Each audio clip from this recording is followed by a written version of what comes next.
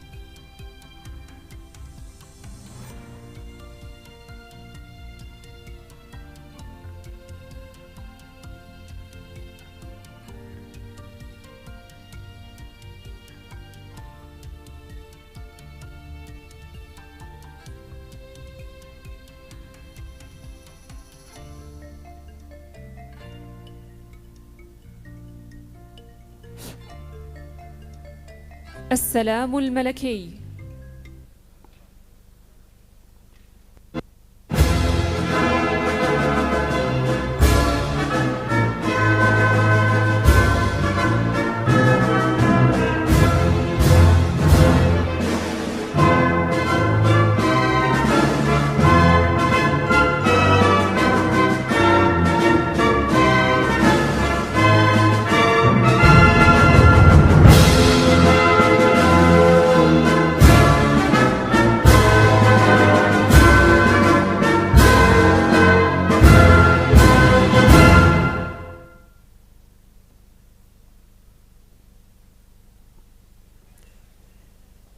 أصحاب السعادة، حضورنا الكريم، السلام عليكم ورحمة الله وبركاته.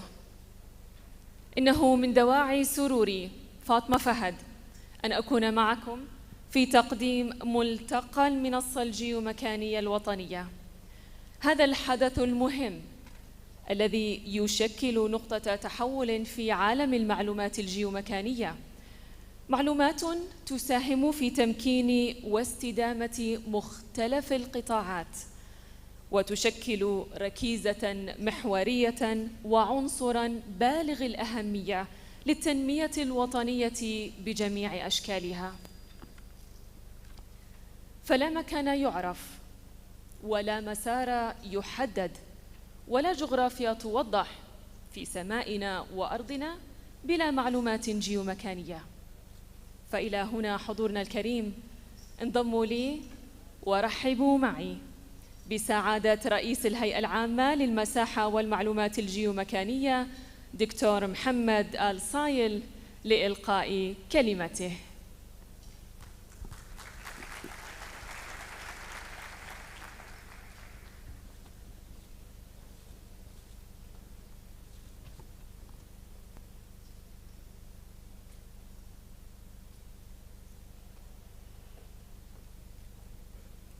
السلام عليكم.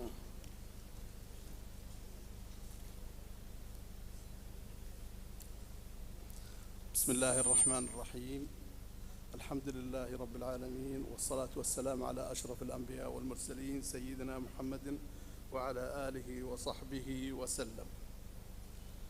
يسرني في مستهل الحديث أن أتقدم لمقام خادم الحرمين الشريفين أيده الله ولسيدي صاحب السمو الملكي ولي العهد رئيس مجلس الوزراء حفظه الله بالشكر والتقدير على الدعم اللامحدود لقطاع المساحة والمعلومات الجيومكانية. كما أتقدم بالشكر الجزيل لصاحب السمو الملكي الأمير وزير الدفاع رئيس مجلس الإدارة حفظه الله على ما يبذله سموه من جهود عظيمة دعماً ومساندة للهيئة في سبيل تحقيق أهدافها. الأخوة والأخوات، تعمل الهيئة العامة للمساحة والمعلومات الجيومكانية على تنظيم القطاع في المملكة العربية السعودية بما يحقق الجودة وتحسين الأداء، ومن ذلك توفير البيانات والخدمات والتطبيقات الإلكترونية ذات الصلة بالقطاع وتسويقها والمحافظة على أمنها وسريتها. كما تعمل على تطوير واعتماد البنية التحتية الجيومكانية وفق أفضل السياسات والمعايير الجيومكانية العالمية، ووضع الضوابط لتحقيق الاستخدام التكاملي لمنظومة المعلومات الجيومكانية. وعلى ضوء ما تقدم، تنظم الهيئة اليوم ملتقى المنصة الجيومكانية 2023 لاستعراض النسخة المحدثة من المنصة المعنية بعرض البنية التحتية الجيومكانية الوطنية من بيانات وسياسات ومعايير جيومكانية وطنية، وندعو الجميع للاستفادة منها لما في ذلك من توفير للجهد وتحقيقا لكفاءة الإنفاق. وسنحرص بمشيئة الله تعالى على تنظيم هذا الملتقى بشكل سنوي لأهمية نشر الوعي الجيومكاني بأهمية البيانات الجيومكانية وتطبيقاتها، وتفعيل العمل الجيومكاني الوطني المشترك وتسخير جميع الإمكانات والقدرات التي تمتلكها الهيئة لدعم قطاع المساحة والمعلومات الجيومكانية. وفي الختام لا يسعني إلا أن أشكر الجميع من شاركنا في العمل في المنصة الجيومكانية الوطنية من الجهات الحكومية أو الخاصة من خلال توفير البيانات أو التطبيقات أو توفير البنية التحتية التقنية. وأسأل الله عز وجل أن يحفظ قيادتنا الرشيدة ويديم على بلادنا نعمة الأمن والأمان والرخاء والازدهار في ظل قيادة مولاي خادم الحرمين الشريفين وسمو ولي عهده يحفظه الله. والسلام عليكم ورحمة الله وبركاته.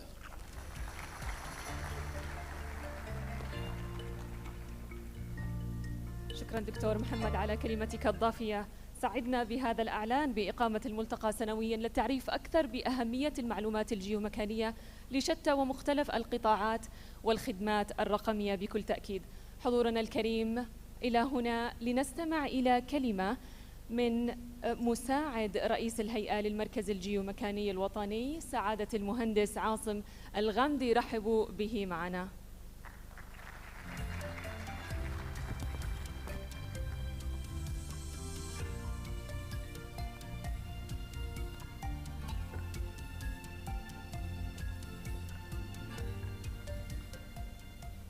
بسم الله الرحمن الرحيم، والصلاة والسلام على أشرف الأنبياء والمرسلين سيدنا ونبينا محمد وعلى آله وصحبه أجمعين. أسعد الله صباحكم بكل خير، وأهلا بكم في ملتقى المنصة الجيومكانية الوطنية 2023.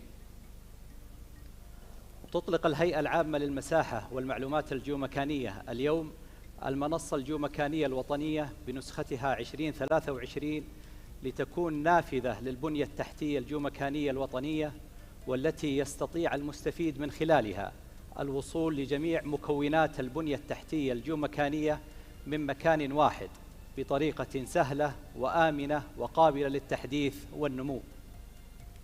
شاركنا في تطوير المنصة الجيومكانية الوطنية 2023 أكثر من 54 جهة من القطاع الحكومي والخاص، شاركت ببياناتها الجيومكانية وساهمت في إعداد السياسات والمعايير وإطار حوكمة البيانات الجيومكانية الوطنية. وتتيح المنصة خدماتها لجميع المستفيدين من جميع القطاعات، وقد وصل عدد الجهات المستفيدة خلال العام الماضي أكثر من 128 جهة. وقد ركزت المنصة 2023 على المكونات الرئيسية للبنية التحتية الجيومكانية، حيث أتاحت من خلال شركائها بيانات جيومكانية حديثة ذات جودة وموثوقية عالية، ووفرت جميع وثائق الحوكمة والسياسات والمعايير الجيومكانية الوطنية في مكان واحد، وطبقت النموذج الوطني للبيانات الجيومكانية لوضع آلية تقنية لتبادل ومشاركة البيانات الجيومكانية بين المنتجين والمستفيدين. كما أتاحت معرضاً للتطبيقات الجيومكانية يمكن لجميع الجهات الحكومية عرض تطبيقاتها فيه والاستفادة من البيانات الجيومكانية الموفرة بالمنصة. والآن اسمحوا لي أن أدعو سعادة رئيس الهيئة العامة للمساحة والمعلومات الجيومكانية بالتفضل بإطلاق نسخة 2023 من المنصة الجيومكانية الوطنية، فليتفضل مشكورا.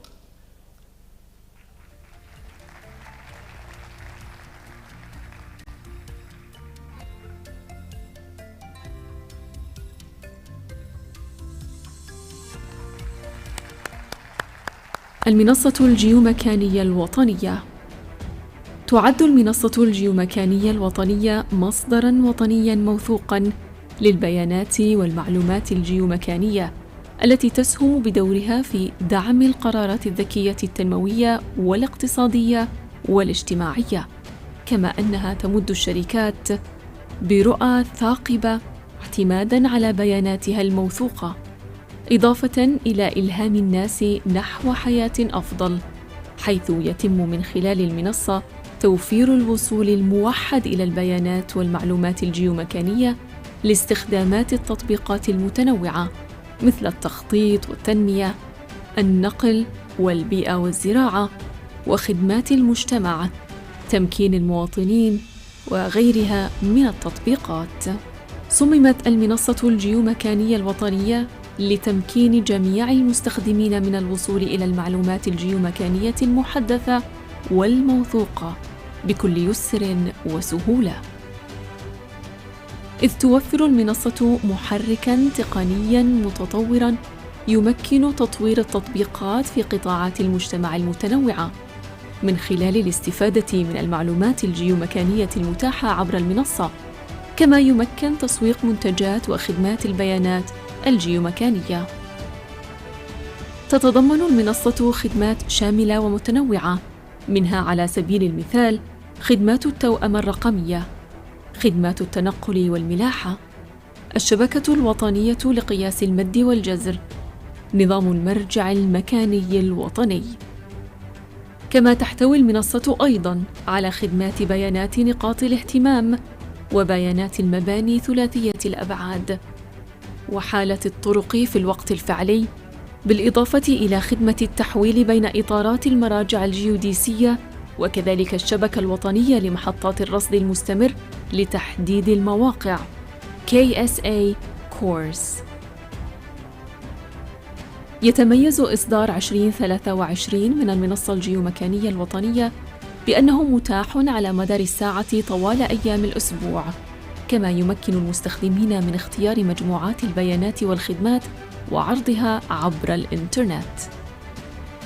وفضلاً عن ذلك، تنشر المنصة عدداً من مجموعات البيانات الجيومكانية غير محدودة الاستهلاك من قبل جميع المستخدمين، وتخضع المنصة في نسختها لعام 2023 إلى التطوير المستمر للوصول إلى أحدث البيانات والتطبيقات. ومن خلال الخدمات المختلفة التي تقدمها المنصة، تهدف الهيئة إلى تحفيز الابتكار وتفعيل الاستخدام الذكي للمعلومات الجيومكانية من أجل تحقيق أهداف التنمية المستدامة وضمان نمو اقتصادي مستدام، بالإضافة إلى تطوير مجتمع إبداعي واقتصادي. المنصة الجيومكانية الوطنية، الحل الشامل لجميع احتياجات الخدمات الجيومكانية في المملكة.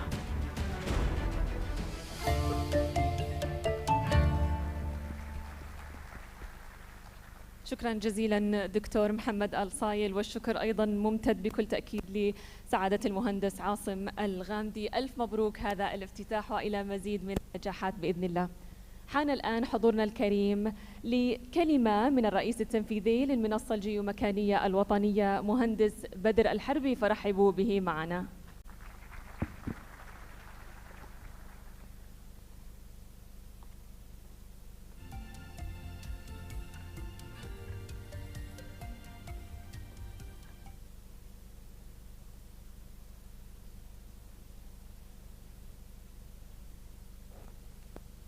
السلام عليكم ورحمة الله وبركاته. سعد الله صباحكم كل خير. نستعرض معكم في الشرائح القادمة أبرز البيانات والخدمات المضمنة في المنصة الجيومكانية الوطنية في نسختها 2023.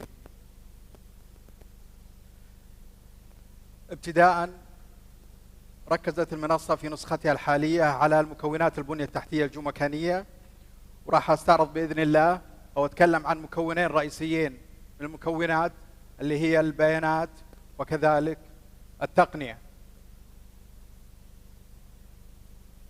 شملت المنصة الجيومكانية الوطنية في نسختها 2023 على عدد من الخدمات والتطبيقات الجديدة المطورة. لعل من أبرز الخدمات الموجودة هي البيانات الجيومكانية المفتوحة. وفرت الهيئة من خلال هذه الخدمة بيانات جيومكانية متاحة للتحميل بشكل مباشر من قبل المستخدمين، بحيث يستطيع المستفيد مباشرة الاطلاع على البيانات المتوفرة وكذلك معرفة البيانات الوصفية الخاصة بها وإمكانية تحميلها بشكل مباشر خلال تطبيق البيانات المفتوحة. ولعل من أبرز البيانات المتاحة من خلال البيانات الجيومكانية المفتوحة هي الخارطة الرسمية للمملكة المتاحة للتحميل بشكل مباشر من خلال البيانات المفتوحة. كما تم تطوير طلب بيانات جيومكانية بشكل مباشر وآني، بحيث يستطيع المستفيد طلب أي بيانات جيومكانية يحدد من خلالها الطبقة المراد الاستفادة منها، وكذلك منطقة التغطية المحددة، ويستطيع بذلك الاستفادة بشكل مباشر من خلال منصة من هذه البيانات. أيضا تم تطوير خدمة البلاغات الجيومكانية. لعل من أهم المهام المسندة للهيئة هي المحافظة على أمن البيانات الجيومكانية وسريتها في جميع مراحلها، من مرحلة جمع البيانات وإنتاجها إلى مرحلة المعالجة والحفظ وكذلك النشر.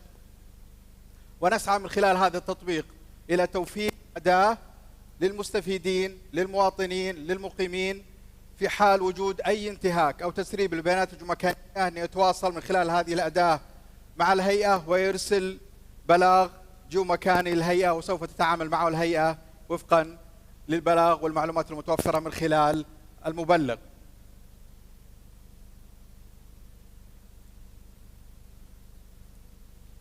أيضا وفرت المنصة الجيومكانية الوطنية في نسختها الحالية الطبقات الأساسية للبيانات الجيومكانية. هذه الطبقات مبنية على قواعد بيانات جيومكانية وفق النموذج الوطني للبيانات الذي يتكون من 15 طبقة جيومكانية أساسية وطبقات فرعية مرتبطة بهذه الطبقات الأساسية.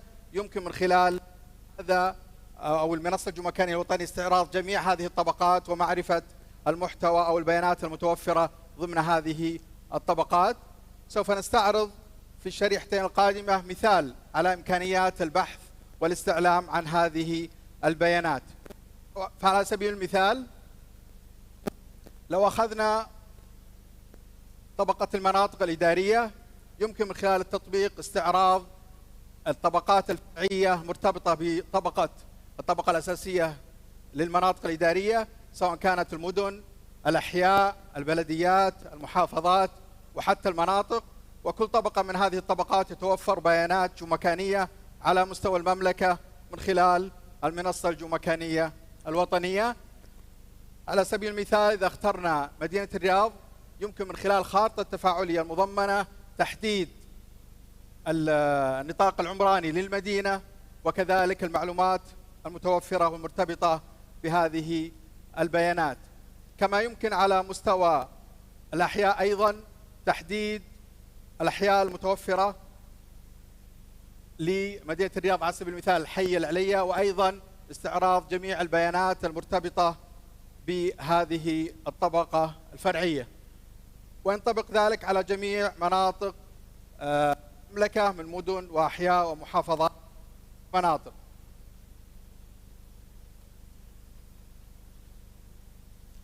مثال آخر على البيانات المتوفرة ضمن الطبقات الأساسية للبيانات الجيومكانية هي طبقة التوزيع السكاني، مكاملة بيانات السكاني الأخير للمملكة مع المنصة الجيومكانية، وبالتالي أصبح من السهل الآن من خلال المنصة استعراض الكثافة السكانية، والتي تشمل عدد المساكن وعدد الأسر وعدد السكان حسب المناطق. في هذا المثال يمكن بسهولة معرفة عدد السكان، عدد الذكور، عدد الإناث في على سبيل المثال مدينة العلا، وأيضا ينطبق هذا المثال على جميع المحافظات والمناطق على مستوى المملكة.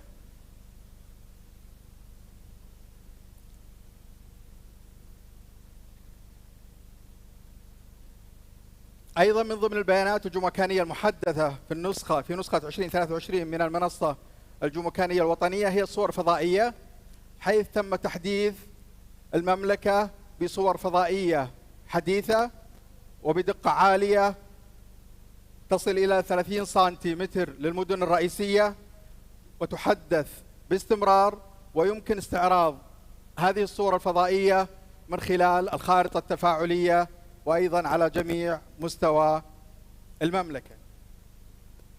كما أن هذه البيانات تتكامل مع البيانات الأخرى والتطبيقات الأخرى كبيز ماب لجميع التطبيقات الجيومكانية التي سوف نستعرضها في الشرائح القادمة.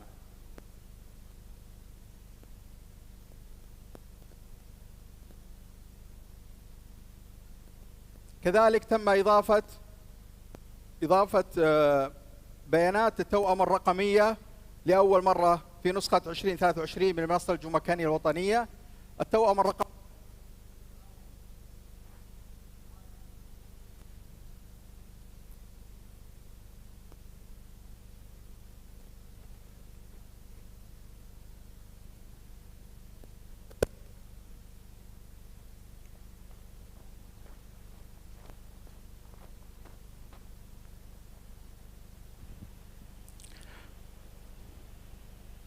التوأمة الرقمية هي تمثيل افتراضي للعالم الحقيقي بكامل تفاصيله، ويمكن استخدام هذه البيانات في عمل خطط الطوارئ، في المحاكاة، في تشغيل البنى التحتية، وكذلك تشغيل الخدمات اللوجستية. وقد وفرت المنصة في هذه النسخة بيانات التوأمة الرقمية لعدد من الأماكن ذات الاهتمام في مدينة الرياض، وسوف يتم تباعا إضافة مناطق اهتمام أخرى سواء في مدينة الرياض أو المدن أو مدن المملكة الأخرى تباعا.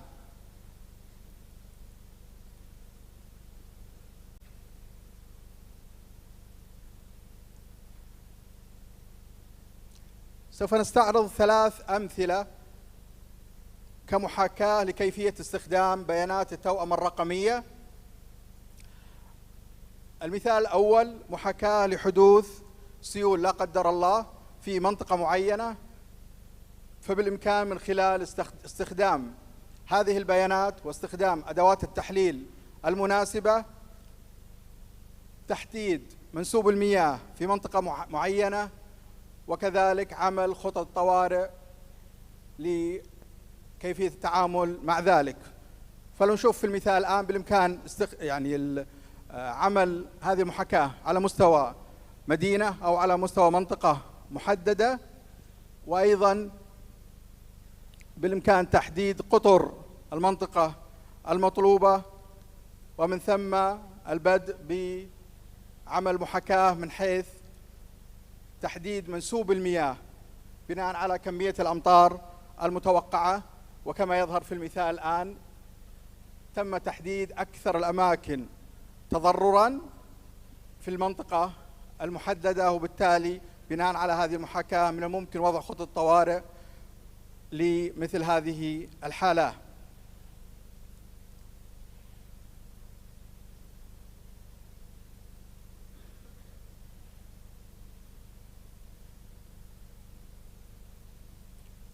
مثال آخر هو محاكاة لحدوث حريق لا سمح الله، حيث أنه بالإمكان أيضا من خلال استخدام بيانات توأمة الرقمية وكذلك أدوات التحليل المناسبة لمثل هذه الحالة من تصنيف المباني من حيث الارتفاع، وبالتالي يسهل على منسوبي الدفاع المدني على سبيل المثال تحديد أطوال السلالم المناسبة لكل برج من الأبراج بحسب ارتفاع البرج أو بحسب وقوع حادث الحريق. زي ما نشوف الآن في تقسيم للألوان للمباني من خلال ألوان، كل لون من هذه يدل على نوع المعدة المناسبة بناء على ارتفاع هذه الأبراج.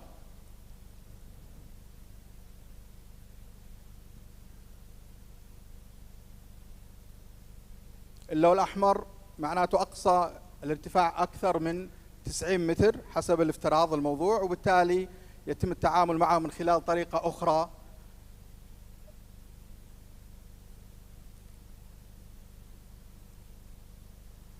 نستعرض الآن مثال لوقوع حريق لا قدر الله. لو افترضنا أنه في حريق في الطابق في البرج المحدد، مباشرة عند تحديد هذا البرج يتم معرفة الطول الخاص بالبرج وأيضا ارتفاع أو مستوى ارتفاع الحريق، وبالتالي مباشرة يتم تحديد أقرب مركز دفاع مدني لموقع الحريق، ومن ثم أيضا المعدة المناسبة لذلك، كما يمكن تحديد أقرب نقطة مياه لموقع الحريق.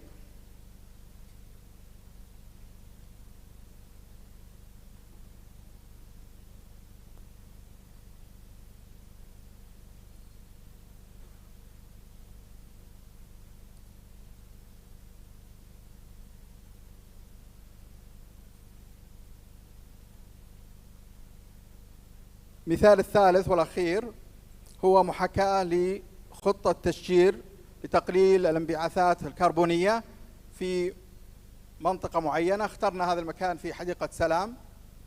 فمثلا عند تحديد المكان يمكن من خلال استخدام أدوات تحليل مناسبة تحديد أنواع الأشجار، أطوال الأشجار، وكذلك أعمارها، وبالتالي لكل نوع من هذه الأنواع قدرة على امتصاص معينة يمكن حسابها من خلال هذه المحاكاة. فيتم من خلال أدوات التحليل إدخال هذه المعلومات، ومن ثم تحديد المنطقة المقصودة أو المخطط لتشجيرها،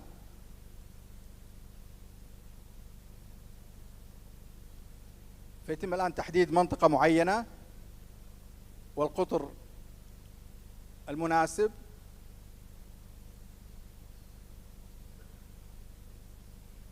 بناء عليه مباشرة يتم تحديد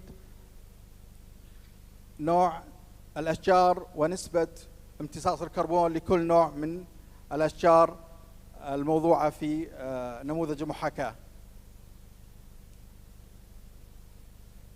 فلو رأينا هنا مثلا أشجار النخيل بالإمكان أنها تمتص أكثر من 10,000 كيلوغرام من الكربون سنويا، وبالتالي يتم أيضا تحديد ذلك لباقي أنواع الأشجار، ومن هنا يمكن حساب نسبة الكربون الإجمالية الممكن امتصاصها أو عزلها، كما يمكن أيضا تحديد سنوات مستقبلية لعمل ذلك. فلو افترضنا أن حتى عام 2028 نستطيع حساب نسبة الكربون الممكن من خلال مشروع التشجير هذا أن تحققه هذه الأشجار.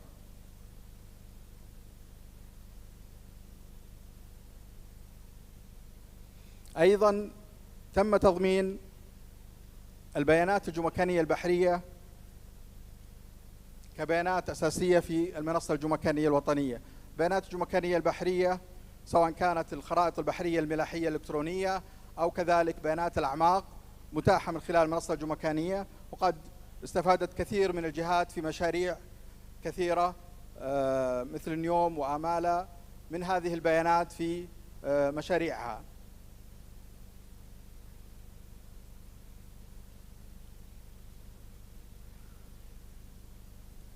أيضا تم تطوير بعض التطبيقات التي تساعد المستفيد أو المستخدم من الاستفادة واستعراض البيانات الجيومكانية البحرية بشكل مباشر. مثلا تطبيق الخاص باستعراض الخرائط البحرية، يمكن من خلال هذا التطبيق استعراض الخرائط البحرية المتاحة على المنصة الجيومكانية الوطنية، وكذلك معرفة أو الاستعلام أو البحث عن جميع البيانات ضمن هذه الخارطة من خلال التطبيق نفسه. أيضا يمكن إنشاء أو يمكن للمستفيد من إنشاء خارطة بحرية وطباعتها، أولا بتحديد المنطقة المقصودة وتحديد أيضا السكيل، ومن ثم طباعة الخارطة كما نرى هنا وتحميلها بصيغة PDF بشكل مباشر. جميع البيانات الجيومكانية البحرية المتوفرة من خلال المنصة يمكن استخدام هذا التطبيق لطباعة أي منطقة محددة لعمل خارطة بحرية.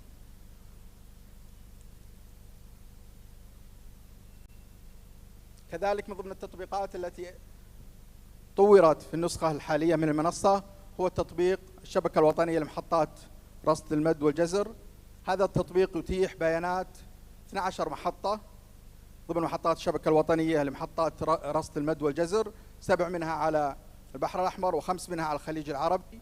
يتيح بيانات آنية لمعلومات المحطات هذه، سواء من ضمن البيانات مستوى منسوب المياه، درجة حرارة الهواء، الرطوبة، الضغط الجوي، واتجاه وسرعة الرياح.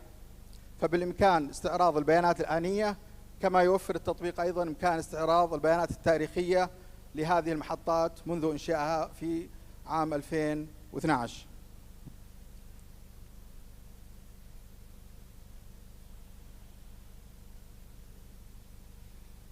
أيضا ضمن التطبيقات المتاحة لاستعراض البيانات البحرية هو مستعرض البيانات البحرية لخرائط الأعماق أو بيانات الأعماق بثمتري داتا.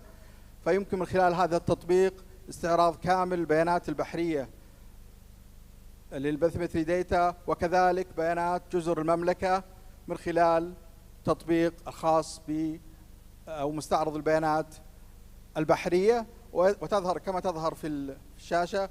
يمكن معرفة التغير وكذلك استخدام الليجند أو مفتاح الخريطة للتعرف على أعماق المنطقة المستهدفة.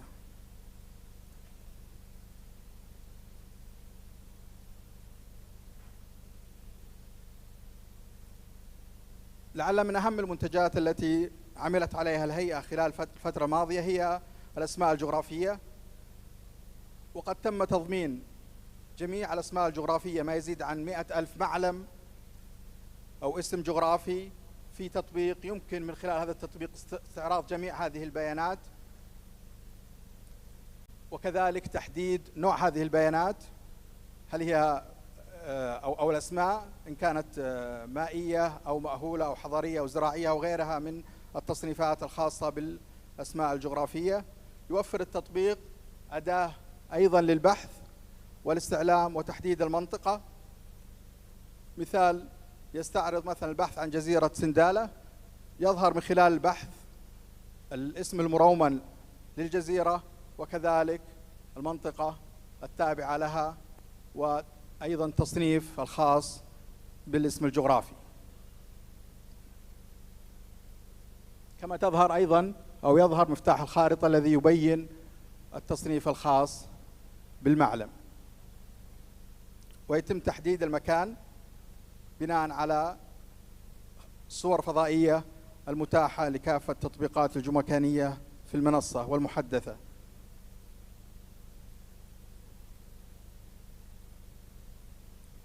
تطبيق آخر متعلق بالأسماء الجغرافية هو تطبيق رومنة الأسماء الجغرافية. الرومنة هي كتابة الأحرف العربية باستخدام أحرف لاتينية لسهولة النطق بها لغير المتحدثين باللغة العربية. هذا التطبيق يسهل للمستفيد معرفة الاسم المرومن لكل اسم جغرافي. مثال، نفس المثال السابق، سندالة، يظهر الاسم هنا والاسم المرومن مباشرة أيضا يظهر من خلال نفس التطبيق. كما يمكن استخدام أيضا الأسماء المركبة في نفس التطبيق.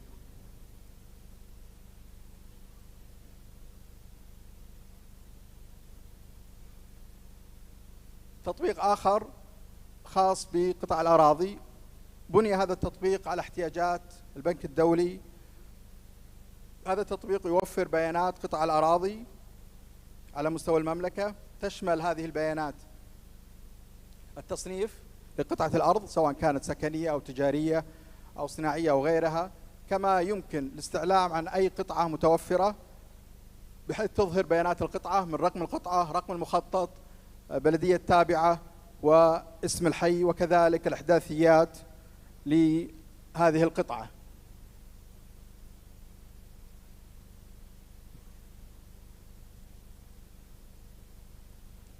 ننتقل الآن إلى الخدمات الجوديسية. تضمنت المنصة الجيومكانية الوطنية في نسختها 2023 عدد من الخدمات الجوديسية. فعلى سبيل المثال تم توفير أدوات تحويل بين المراجع وحساب ارتفاع الجويد ضمن التطبيقات أو أدوات المتوفرة في المنصة الجيومكانية الوطنية، وبالإمكان للمستفيد مباشرة الاستفادة من هذه الأدوات في عمليات التحويل بين المراجع الجيوديسية.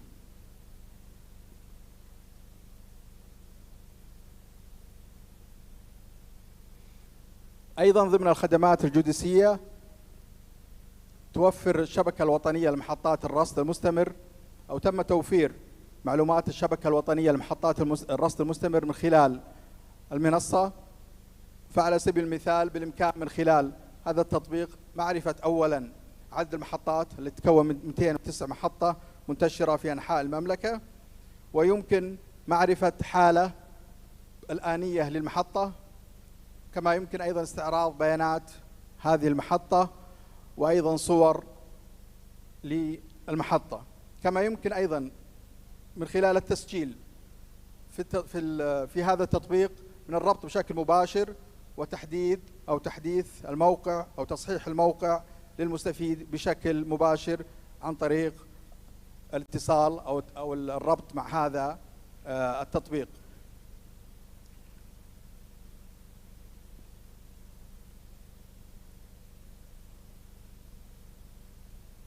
ولا تقتصر المنصة الجيومكانية الوطنية على التطبيقات أو الأدوات الموفرة فقط من خلال الهيئة العامة للمساحة، ولكن أيضا تم وضع معرض للتطبيقات الجيومكانية الوطنية، بحيث أي جهة بإمكانها الاستفادة من البيانات الجيومكانية الوطنية المتاحة، وأيضا عرض التطبيق الخاص فيها من خلال معرض التطبيقات الجيومكانية، والاستفادة أو خدمة المستفيد تحديدا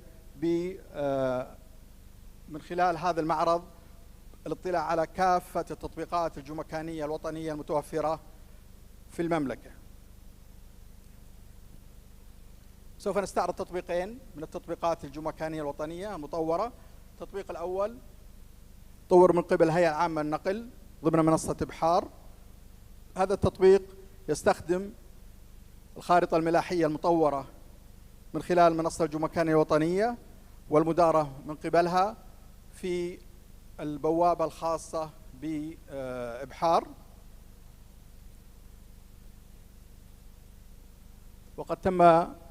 وقد دشن معالي وزير النقل منصة إبحار لتسهيل دخول وتنقل وإبحار الخطوط السياحية. فهذا يبين جزء من التعاون، وكيف يمكن للمنصة الجيومكانية الوطنية أن تقدم خدمة للمستفيد والجهات الحكومية، سواء من ناحية البيانات كما ذكرنا أو حتى من ناحية توفير معرض للتطبيقات الجيومكانية الوطنية. مثال آخر قاعدة البيانات الجيولوجية الوطنية. تم تطوير هذه القاعدة من قبل هيئة المساحة الجيولوجية السعودية. توفر هذه القاعدة الخرائط الجيولوجية وكذلك البيانات الجيوفيزيائية والجيوكيميائية على مستوى المملكة كما ترون في الشاشة. أيضا تم التكامل مع قاعدة البيانات الجيولوجية من خلال استخدام البيز ماب الخاصة من المنصة الجيومكانية الوطنية.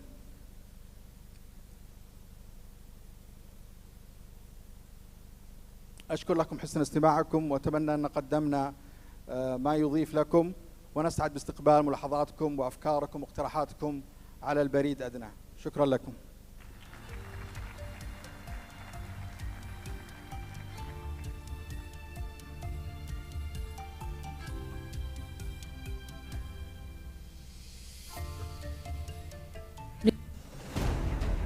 البيانات الجيومكانية. ابحث عن البيانات الجيومكانية التي تحتاجها باستخدام المنصة الجيومكانية الوطنية. يوجد على المنصة ما يصل إلى 15 طبقة أساسية للبيانات الجيومكانية الوطنية، وهي كالتالي: المناطق الإدارية، الغطاء الأرضي، المباني، قطاع الأراضي، الخدمات، الارتفاعات، الجيولوجيا، المرجع المكاني الوطني للمملكة، المياه، الأسماء الجغرافية، استخدامات الأراضي، العنوان الوطني، الصور، النقل، التوزيع السكاني. يتم استخدام هذه الطبقات الأساسية من قبل أكثر من 65 جهة حكومية، 45 منظمة من القطاع الخاص، 18 مؤسسة أكاديمية وبحثية. يمكن الوصول إلى هذه الطبقات بسهولة في مكان واحد في المنصة الجيومكانية الوطنية، مع تحديثات منتظمة وتحسينات مستمرة. تحتوي المنصة على البيانات الرسمية للمملكة العربية السعودية، والتي تهدف إلى بناء البنية التحتية، الاستجابة لحالات الطوارئ، جذب السياح، تعزيز الأمن الغذائي، استخدام الموارد الطبيعية بشكل مناسب، وقيادة الاستدامة. تعد البيانات الجيومكانية المقدمة من المنصة الجيومكانية الوطنية أداة مهمة للقطاع الحكومي والشركات والمواطنين على حد سواء في المملكة العربية السعودية. كما تعد المنصة الأداة الرئيسية في تنفيذ حوكمة طبقات البيانات الأساسية الوطنية، كما تعد مرجعاً أساسياً لنماذج البيانات الجيومكانية الوطنية المستخدمة، ليس فقط من قبل منتجي البيانات، ولكن أيضاً من خلال أي تطبيقات مماثلة.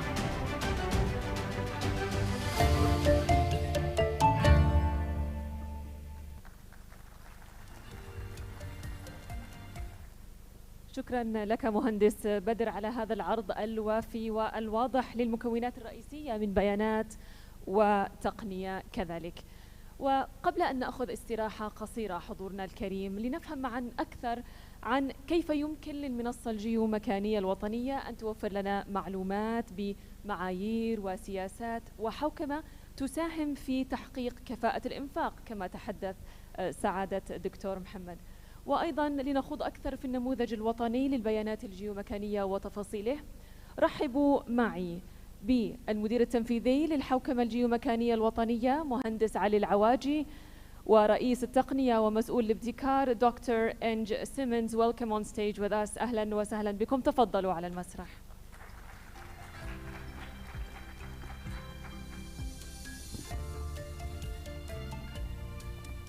السلام عليكم وسعد الله صباحكم جميعا. سعادة رئيس الهيئة، سعادة الحضور، إن شاء الله أن شاكرين ومقدرين لكم دعمكم وحضوركم ووقتكم في هالصباح، وبإذن الله أن الملتقى يحصل على متطلعاتكم، وأيضا نشارك معكم المعلومات اللازمة لمشاركة ما هو جديد في المنصة الجيومكانية. المنصة الجيومكانية الوطنية 2023 حقيقة تركز على مبادئ عديدة، لعلنا عرجنا على نقطة البيانات وأيضا التقنيات المصاحبة لها والداعمة لها. لعلنا الآن نركز ونسلط الضوء على ما هي الأدلة الاسترشادية للمعايير، وما هي السياسات، وما هي إطار الحوكمة الذي يشدد عملية استخدام البيانات بالشكل الصحيح ويقننها بالشكل الآمن. فالمنصة الجيومكانية احتوت على مبادئ حوكمة البيانات الجيومكانية، وهي عدة محاور، لعلها حددت الطبقات الجيومكانية الأساسية الوطنية، وهي طبقات موضوعية تصف وتحدد موضوع واحد في مكان واحد. على سبيل المثال طبقة النقل، وكما تطرق لها المهندس بدر سابقا في نافذة البيانات الوطنية. أيضا تركز على وجود سياسات داعمة لحوكمة الأمن الجيومكاني وتصنيف البيانات الجيومكاني، وأيضا الأعمال الصحيحة لتسعير البيانات الجيومكانية، كذلك الأنشطة اللازمة لعملية ترخيص البيانات بالشكل الصحيح والاستخدام الآمن والأمثل للبيانات الجيومكانية. كما أيضا سلطت الضوء على إطار حوكمة البيانات الجيومكانية. كما ترون أمامكم الإطار هي وثيقة معتمدة من مجلس إدارة الهيئة، ويتم العمل عليها الآن لتنفيذها بالشكل الصحيح والسليم. كما ترون أمامنا الهيئة العامة للمساحة كجهة منظمة ومشرعة لقطاع المساحة والمعلومات الجيومكانية. يوجد أيضا مسؤولي لطبقات البيانات الجيومكانية، وهي عددها 15 طبقة، مما يعني 15 مجموعة أساسية مكونة من مسؤول يقود أعمال المجموعة، وأيضا مستخدم استراتيجي يشارك المتطلبات الرئيسية التطور لتلك الطبقة الجيومكانية وأيضا منتج لتلك البيانات. كما أيضا وثيقة السياسات والمعايير. لعلنا نبدأ بوثيقة السياسات وأعمال تصنيف البيانات الجيومكانية وترخيص البيانات وتسعيرها، أيضا مشاركتها وحمايتها. شددت وأكدت الوثيقة على وجود مبادئ رئيسية لكل من المجالات التالية والتي تتضح أمامكم لحكم وتقنين التعامل مع البيانات الجيومكانية بالشكل الصحيح. أيضا معايير البيانات الجيومكانية والأبعاد الفنية لها، تم تحديد جودة البيانات الجيومكانية، كما تم أيضا تحديد المبادئ الرئيسية لتقييم جودة البيانات وإدارتها، وتحديد المواصفات الجيومكانية الوطنية اللازمة باتباع إطار حوكمة البيانات الجيومكانية. لعلنا نعرج على بعض من المعايير الخاصة بمحتوى البيانات الجيومكانية، ولعل تطرق لها المهندس بدر الحربي سابقا في عرضه، وهي أهمية وجود دليل للبيانات الوصفية. كما أنتجت الهيئة الدليل الوطني للبيانات الوصفية للبيانات الجيومكانية، وهي اعتمدت بشكل كبير على أفضل الممارسات وتحقيق متطلبات البيانات من خلال تمكين إدارة البيانات واستخدامها، وأيضا اكتشافها والعمل اللازم لتقييم البيانات الجيومكانية. أيضا من ضمن الوثائق ذات الأهمية هي وجود قاموس وطني للبيانات الجيومكانية، والذي يحدد المعالم الجغرافية ويصفها في سياق الإطار العام لحوكمة البيانات الجيومكانية، ويمكن المستخدمين من الوصول إليها من خلال وجود سجل للمعلومات الجيومكانية متاح على المنصة الجيومكانية الوطنية. أخيراً، كما ذكر سعادة المهندس بدر الحربي في عرضه، أن المنصة الجيومكانية تعتمد في إطلاقها على النموذج الجيومكاني الوطني، والذي يعكس قواعد البيانات الجيومكانية الوطنية. تطرق النموذج بالتعاون مع اتحاد المعلومات الجيومكانية العالمي الOGC لعمل تطوير للنموذج وتمكينه ليكون قاعدة بيانات وطنية تمكن المستخدمين من الوصول إلى أنواع البيانات للطبقات 15 كاملة بشكل متكامل ومتزامن. لمزيد من التفاصيل حول النموذج الجيومكاني الوطني وكيفية بنائه، ما هو تفاصيله الفنية، يشاركنا الدكتور إنجو سيمونز من الOGC ببعض التفاصيل، فشاكر ومقدر استماعكم. دكتور إنجو, please if you could give us a brief about the national data model. Thank you very much, Ali. Salam alaikum. And unfortunately, this is almost all my Arabic, so I need to continue in English. The Open Geospatial Consortium is the worldwide leading organization that is mostly known for its standardization activities. But it is much more than that. It is, to a similar extent, a knowledge hub where organizations come together and explore new opportunities, develop new technologies. And in my role as Chief Technology and Innovation Officer, I'm in contact with lots of initiatives that are preparing geospatial data for the use of society. And with this background, I can only say that I'm super impressed, right? I'm super impressed by the work done under the excellent leadership of Engineer Asim and Engineer Butter. This is really outstanding work that I've seen here that has been developed over the last year. And the fascinating aspect is that this is a starting point, right? This, that was a little bit too fast, so I hope this brings me back. This is a starting point into an area where we will see geospatial data exchange to the support of the individuals, of the organizations, and of the society at large. When we talk about geospatial data, we have all these challenges. It always starts with elements such as there's an endless amount of formats. Geospatial data is produced by so many organizations. We have just seen the statistics. And Asim informed us this morning that more than 120 departments have helped developing the national data model. And we need to handle all these varieties and these formats, because these formats exist for a good reason. Some are just historical reasons, but many formats exist because our view of the world is just not homogeneous. If I talk about a road, the road looks, in my mental picture, looks different to a road that you imagine. And the Geo portal that we are launching today is a great access mechanisms that helps us to overcome these challenges, because it provides you a unified interface into that data, right? So all these different data formats which are out there, they disappear because you can interact with the data portal. And the portal gives you the graphical user interface, and in addition, it gives you the technical access interface to the data. And the big problem with the variety of data formats can be handled in a complete new way. The second aspect is nobody has all the data that they need to take the informed decisions they want to do in the best way.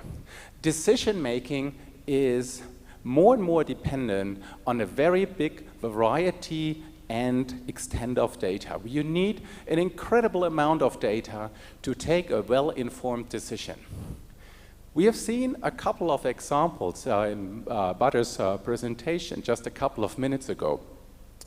And we have even far more complex scenarios that were not easily displayed in such a presentation here. But think about a planning scenario. Think about adaptation to climate change over the next 30 years across the whole country. It has lots and lots of consequences. But in order to do the optimal planning, you need to understand a hell of a lot about the local situations. It's not only the temperature regime and the precipitation regime that might change, right? There are so many other aspects which are directly related and interlinked, and you need to understand all these relationships. And to do so, you need data from a very big variety of disciplines. It is not that a single department can just focus on their very specific niche anymore, right? You need to understand how you are linked to the departments left and right, how you are part of a bigger decision-making process. So we do have many gaps in our geographical data because acquiring geospatial data is not a cheap exercise. I mean, you can fly a satellite and take pictures from 600 kilometers above. Yeah, that works. And then you can capture the entire country rather quickly. But I mean, what's the resolution? And what is the resolution you need for your specific decision that you need to take, for your analysis that you want to run? So in many cases, we find that data is shared between organizations. Organizations have bits and pieces of the data, and only by merging all these data, we are enabled to take the decisions that are the best for our future, for our society we are living in. The next aspect is reference systems or reference frames. If someone assembles the data, for example, for a digital twin, and is complemented by 6 other organizations using a different model, different reference frame, well, these things will not fit together. And yes, if data doesn't fit together, right, we as humans, we see it right away. If you have one building displayed on your screen and the second image of the same building is about half a centimeter to the left, you see it immediately. But the amount of data, the extent of data is so large now that we as humans do not play that role anymore. We are not the quality checkers of the data. We are not there to understand if there is a little bit of a gap between 2 data sets just because of a different reference frame. This is all done by machines. right? And if we think a little bit further ahead into the metaverse, so this three-dimensional or even four-dimensional virtual reality that is fed with sensor data, so real-world live stream data, you can imagine that we are not talking about things like terabytes or petabytes of data anymore. This is getting into a different league where machines need to take decisions, and machines, as powerful as they are pretty stupid, right? And they only do what they are trained to do, and very often they are dependent still on the humans to develop an environment and an ecosystem they can operate in successfully. So the reference systems that are not harmonized is a big problem, and that's why we see as one of the foundation themes is the national reference systems. The next aspect was the data sources. They are not consistent because data is always collected for one specific purpose. But that purpose might not be the purpose that you are interested in, or the role and the functions of the data, or the characteristics of the data are not sufficiently supporting what you need in your process. So what can you do? You need to find lots of different data sets, merge them together, and then you are confronted with a situation that they don't really fit. So consistency is key, and the idea behind the national data model is that we achieve a new level of consistency. When you read the specifications for the national data model, it's 15 themes, so altogether it's probably more than 1,000 pages, but it is still just at the surface, right? These are still simple models. If you are an expert in geology, you will miss specific aspects, right? Because we are focusing here on the most important aspect that we need to share between organizations. And we cannot cover every detail, but we need an underlying model that enables and ensures the consistency between the data sets, and that then allows us to extend easily. You have data in addition to what the national data model provides. Fantastic, right? If we use the same underlying standards, then we can easily extend these models, and we can use them in different profiles that allows us to add elements to it that you may miss as part of the current version of these models. Next aspect is scales, right? The data is often collected at different scales. I mean, if I fly my satellite from way above, I fly an airplane, or I fly a drone, I have already a complete different scale level. The same with analysis. I go into the underground structures, right? Scale is extremely important, and the national data model helps us to build something that is on a scale where we can easily integrate different data sets, and we notice in case that we are discussing different scales, and we don't fall into the trap that different scales lead to situations where we are taking a suboptimal decision. Interoperability is, interoperability is all that is OGC for about 90%, right? Interoperability is making machines work with each other without knowing each other. We as humans, we are so good at it, right? We can start talking about a tree, and even though your mental picture of a tree is completely different from mine, we will adapt very, very quickly. We will figure out what you think about tree and what I mean with a tree, or a road, right? If you are into road building, road construction, you have a different model of a road compared to someone who is doing traffic optimization or traffic planning or regional planning, right? Everyone has a different understanding of what a road looks like, and we are extremely good at adapting to each other's views and perspective of such a road, and then we very rarely talk past each other. Machines do not do that. Machines cannot just negotiating a common understanding, right? They are bound to the understanding that they have been trained with. And the flexibility to adapt to a new model is very limited. So interoperability is probably the biggest challenge we have here, because human brains are all individually shaped, right? We all have a very specific view of the world, which results in all the data models and the expressions of the data and the way we model data. And yeah, we need to bring them together in order to allow the machines to work together. So this is an important piece of the national data model. The next aspect, costs or access restrictions or legal issues. If you talk about a wide variety of data sets, it's extremely difficult to get all these elements under control. But if you use a common base model, a standardized common base model, and you bring it together with a governance structure that is specific to this base model, supports all the elements of this base model, then you get these elements under control, right? It is then much easier to exchange data because the data doesn't look all different across the different themes. The fundamental principles are all similar. Same with the legal issues.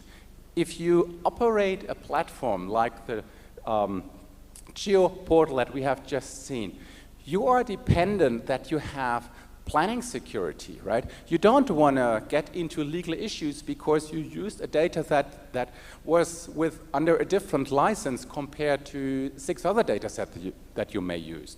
You want to be sure that the data set you need is available next year as well, because you are running a multi-year project.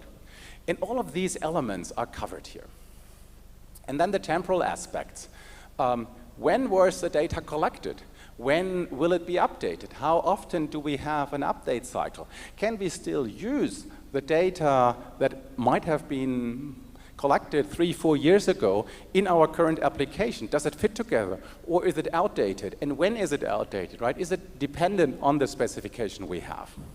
So if we now look at 3 of the key elements, right? The National Geospatial Data Model on the one side, and the geospatial platform that we have seen before, and the data policies and standards that Ali just talked about, we see that we have a pretty good mapping. The temporal aspects certainly more on the policy side, cost and restrictions and legal issues certainly on the policy side and ensured through the GeoPortal. But the blue ones, and I'm sorry that the colors are a little bit close to each other, but the blue ones are all based on this National Geospatial Data Model. So the data model, I mean, it sounds boring, right? It's a data model. I mean, who loves and gets excited about a data model? But the data model is the enabler. The data model helps you to identify where do we have gaps in our data. It helps you to have a single reference frame. It allows you to integrate and to have higher levels of interoperability between the different data sets.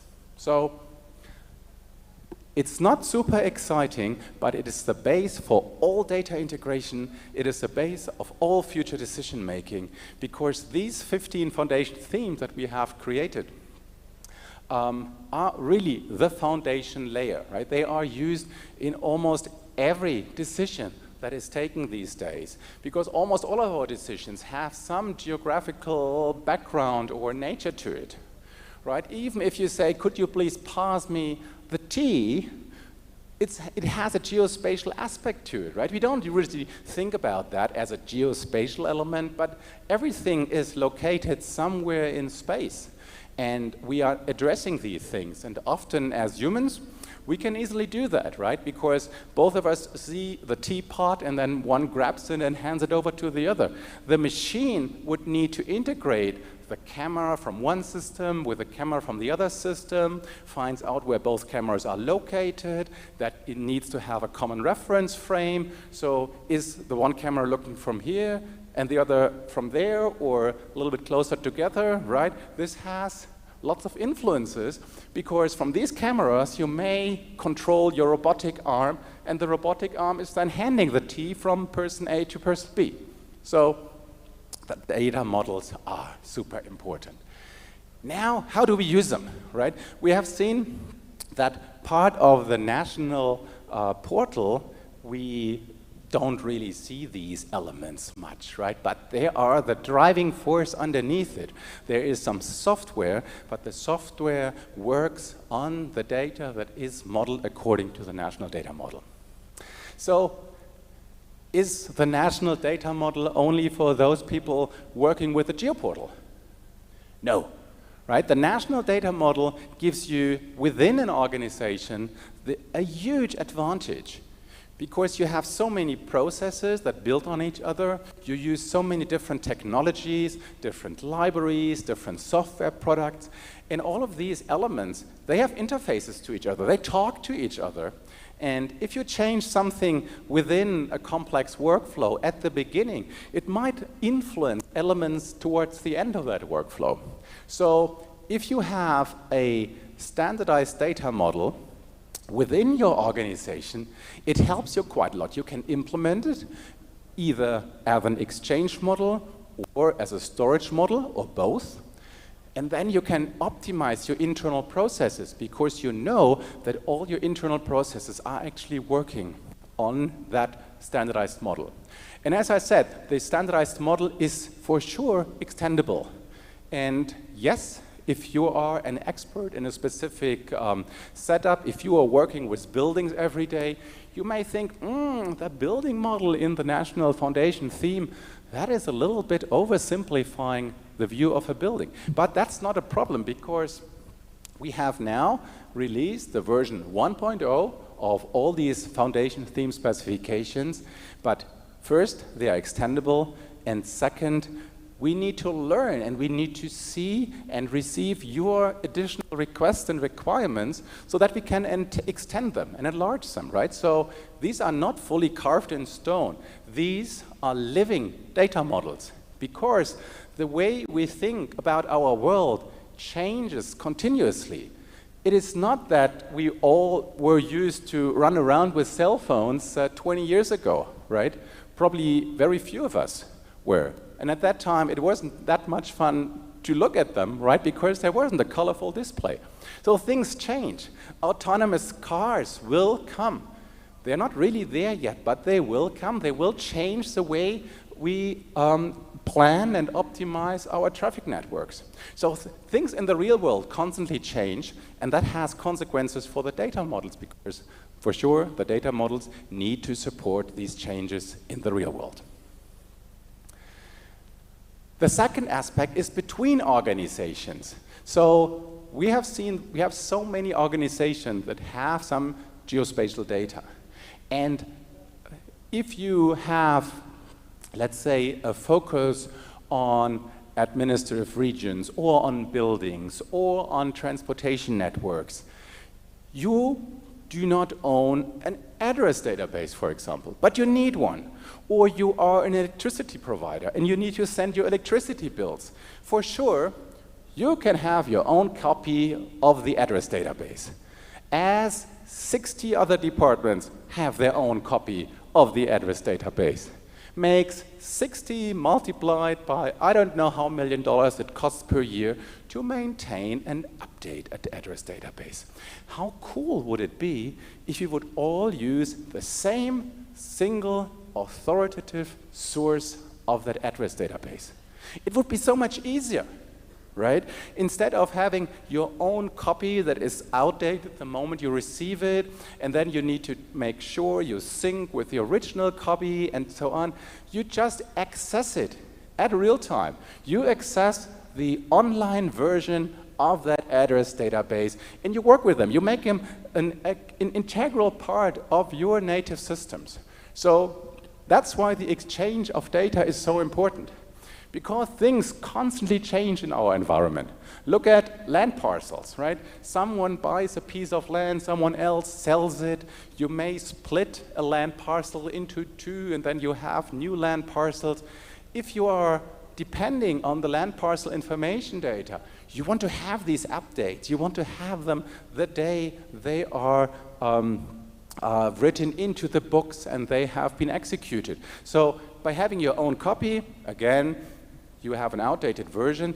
By accessing the real world live data, you have direct access to it and can work with it. And it gives you the guarantee that you're working with authoritative data. It is always difficult to explain on a national level that a decision you have taken was not ideal because you did not use the authoritative data. So abandon your own copies of data that are under the authority of another organization. Use their open access interface, which is highly secured and will be fully standard-spaced. Make it part of your workflows, and then you have the guarantee that you're always working on the latest authoritative data. If you are the owner of such data, make it available. So many other departments and organizations depend on your data. And it's not only other governmental organizations. The whole private industry depends on your data. There are so many private industry services out there which need the latest and authoritative data. They need long-term planning, security, and all of this is supported by having an ecosystem or a spatial data infrastructure, however you want to call it, that allows us to exchange data between organizations. The reduced duplication, I already talked about that, right? You don't have your own outdated data that costs you millions to maintain. No, you just use someone else's data. So sharing is absolutely key to geospatial data. Imagine you would sit at a table, drink a cup of tea with someone else, and you would not share the setup of this table, right? You can't pass a cup of tea from your side of the table to someone else because you don't share it. So we are bound to sharing. Sharing is absolutely essential, and sharing enables the market. The market for geospatial data and products based on these geospatial products will not emerge from itself. It will not come out of nowhere because someone has an idea to produce some new cool data. They all depend on foundation data to be available, and then additional products will be offered and shared and made available. For sure, I mean, I mentioned this already, right? It reduces costs to a large extent. Costs go down by sharing. And you have the full picture, right?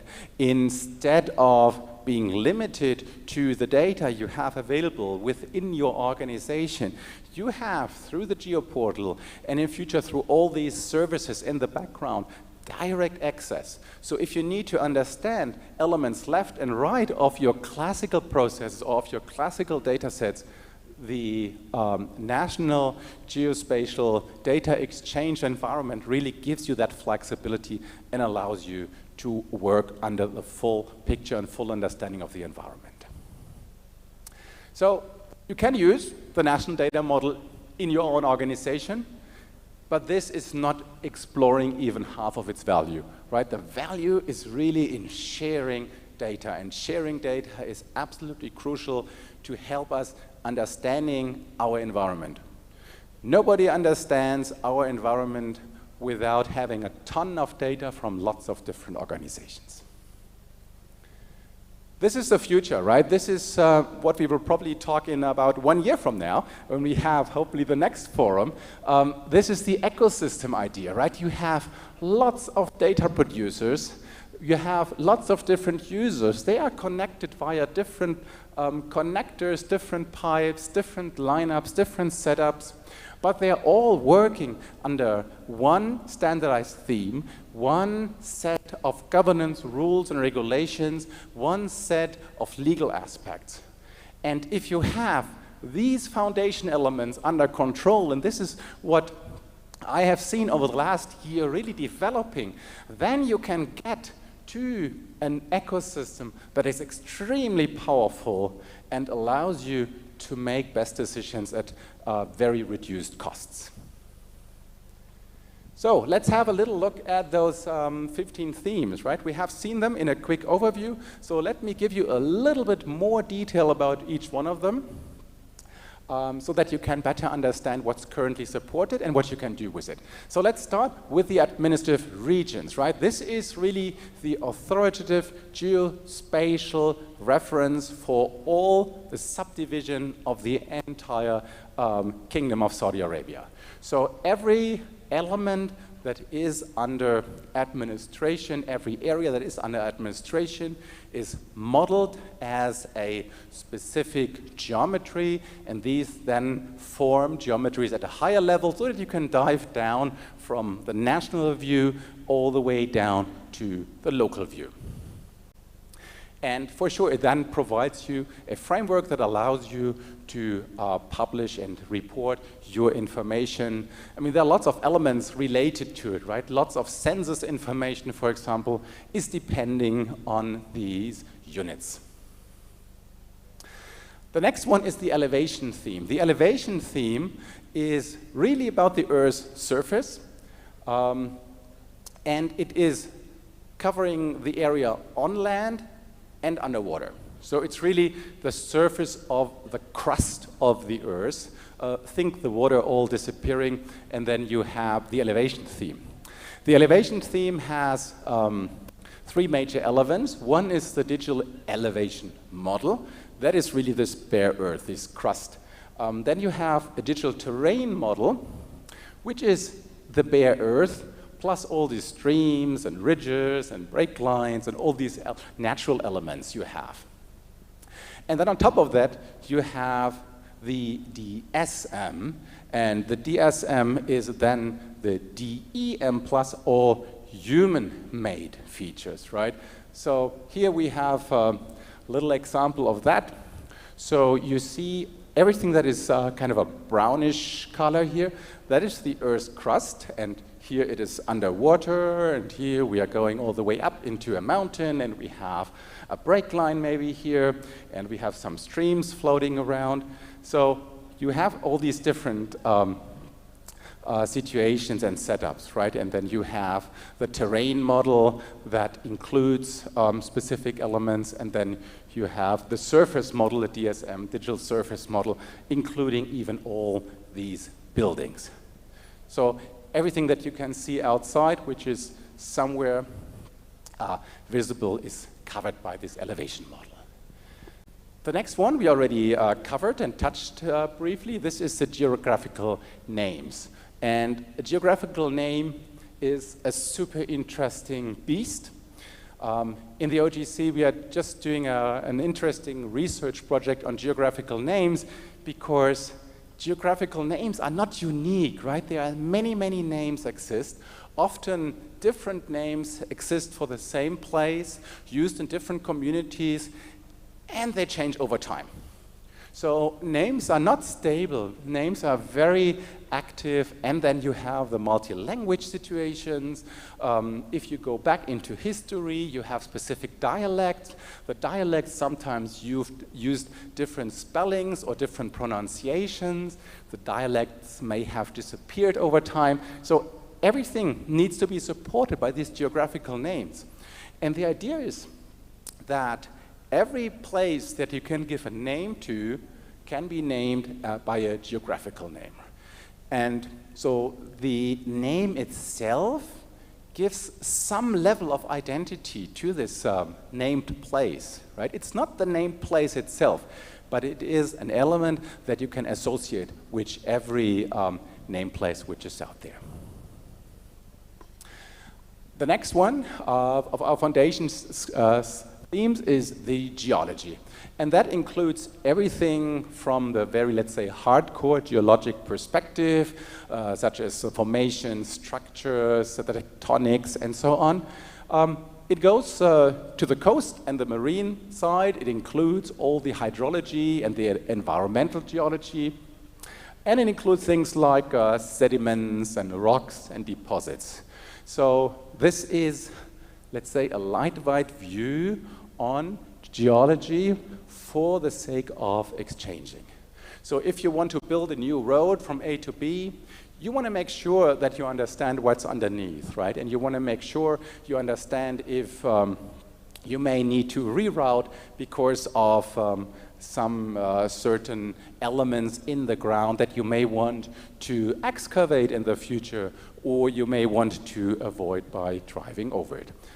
In addition, it includes seismic activities, so whenever the Earth starts to shake and rumble, this is covered by this geology foundation theme. Next one is imagery, right? Imagery is what drives all our Google Maps and Apple Maps and all these cool maps where you can look at your own house or figure out how this building looks like or this natural environment looks like. Imagery is absolutely key because imagery is used by every human to understand where things are. It's very difficult to read an abstract map, but if you have an image and you can locate your own house, you can easily understand where you are and then take it from there.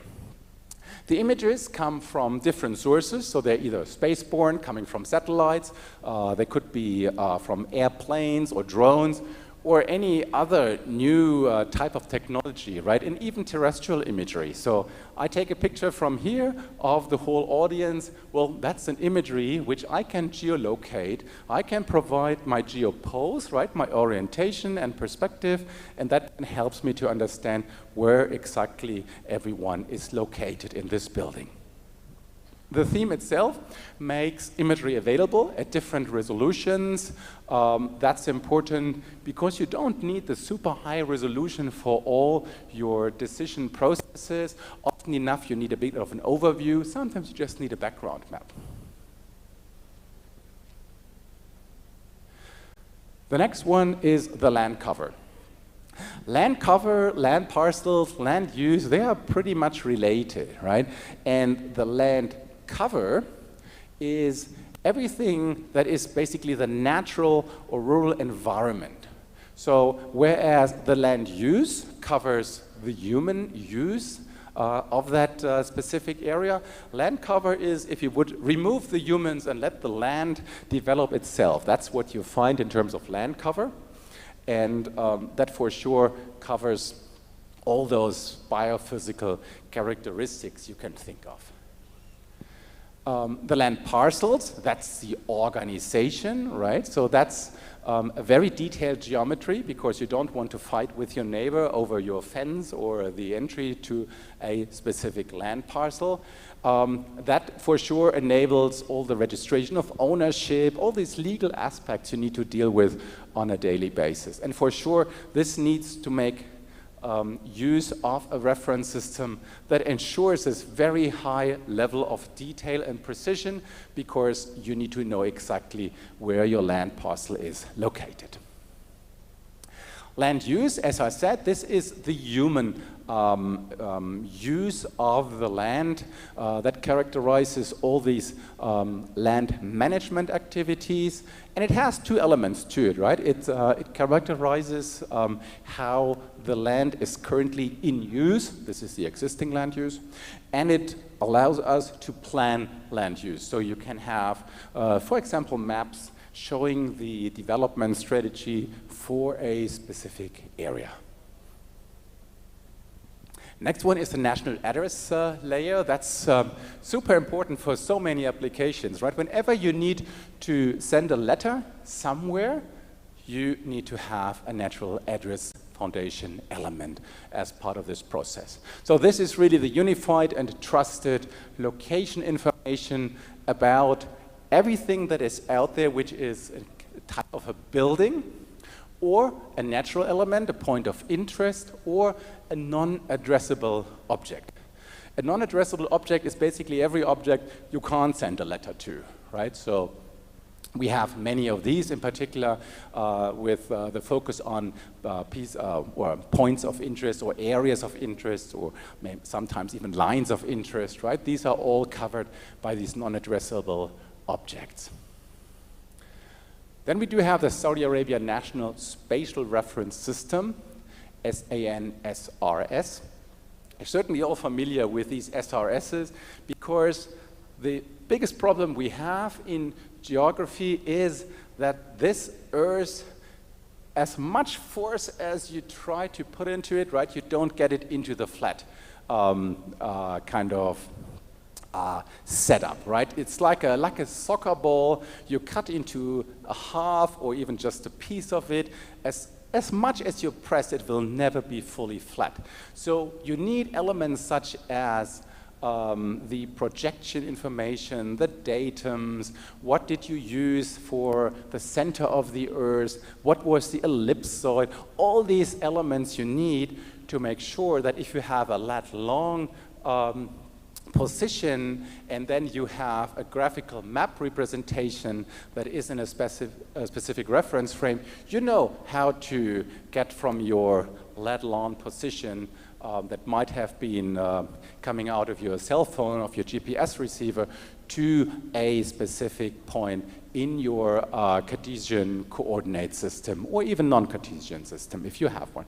And that, for sure, lat long, height, scale, gravity, orientation, all these elements you need to make sure you can really locate every point within Saudi Arabia to the highest level of precision. Then transport. Transport is super important, right? And transport is for sure more than the road network. You have the road network, you have a rail network, you have a water network, you have an air network. And all of these networks ideally are linked to each other, right? It's not that you want to, I mean, I came from Frankfurt, flew into Riyadh airport, and for sure I want the navigation system to give me a seamless transition from the air, landing at the airport, to the roads, connecting me into Riyadh downtown to find my hotel. Which, by the way, then was closed due to a recent fire, but nevertheless, the network information needs to be connected. And the philosophy behind the national data model is that you have an abstract network that defines the key elements. How are all these nodes and the arcs that are connecting the nodes? How is this modeled in general? Because a water network and a road network and a rail network, they don't differ from each other in principle. Maritime is sometimes slightly different depending on your safety navigation routes.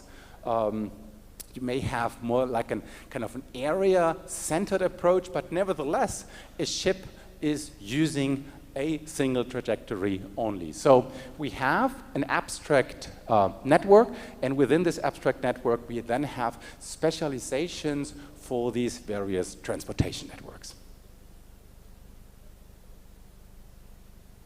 Water is the next one.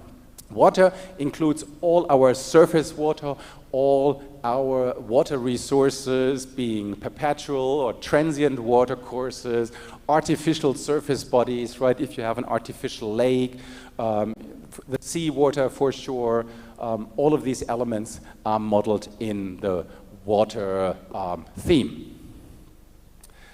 It does not include the use of that water.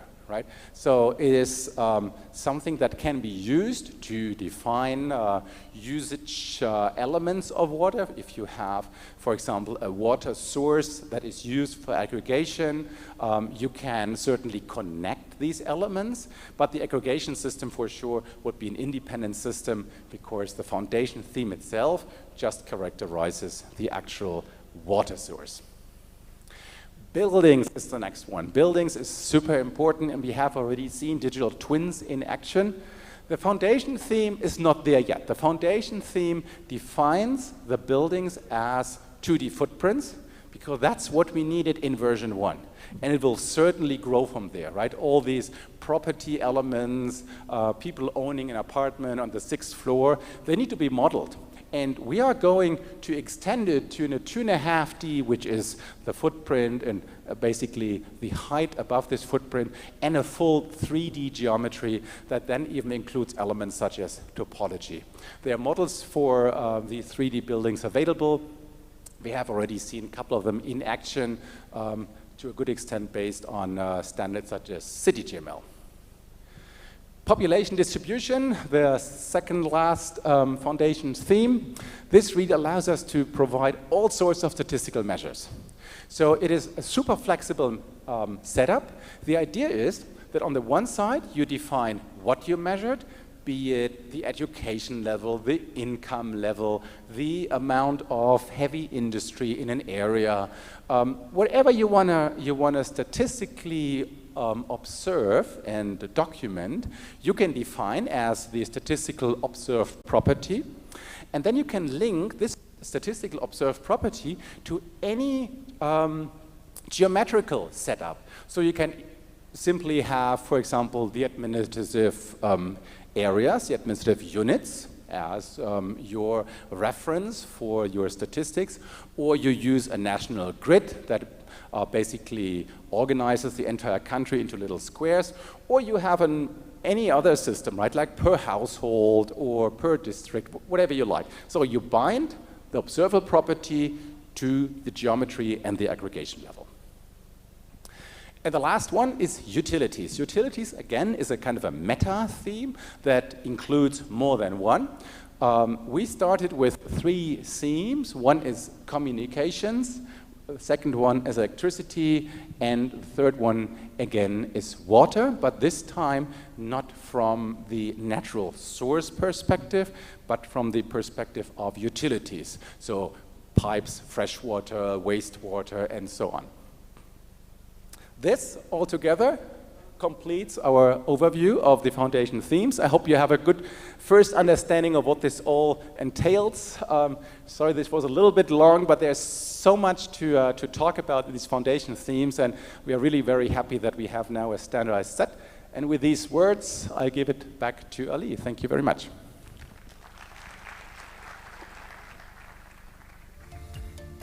Thank you, Ingo.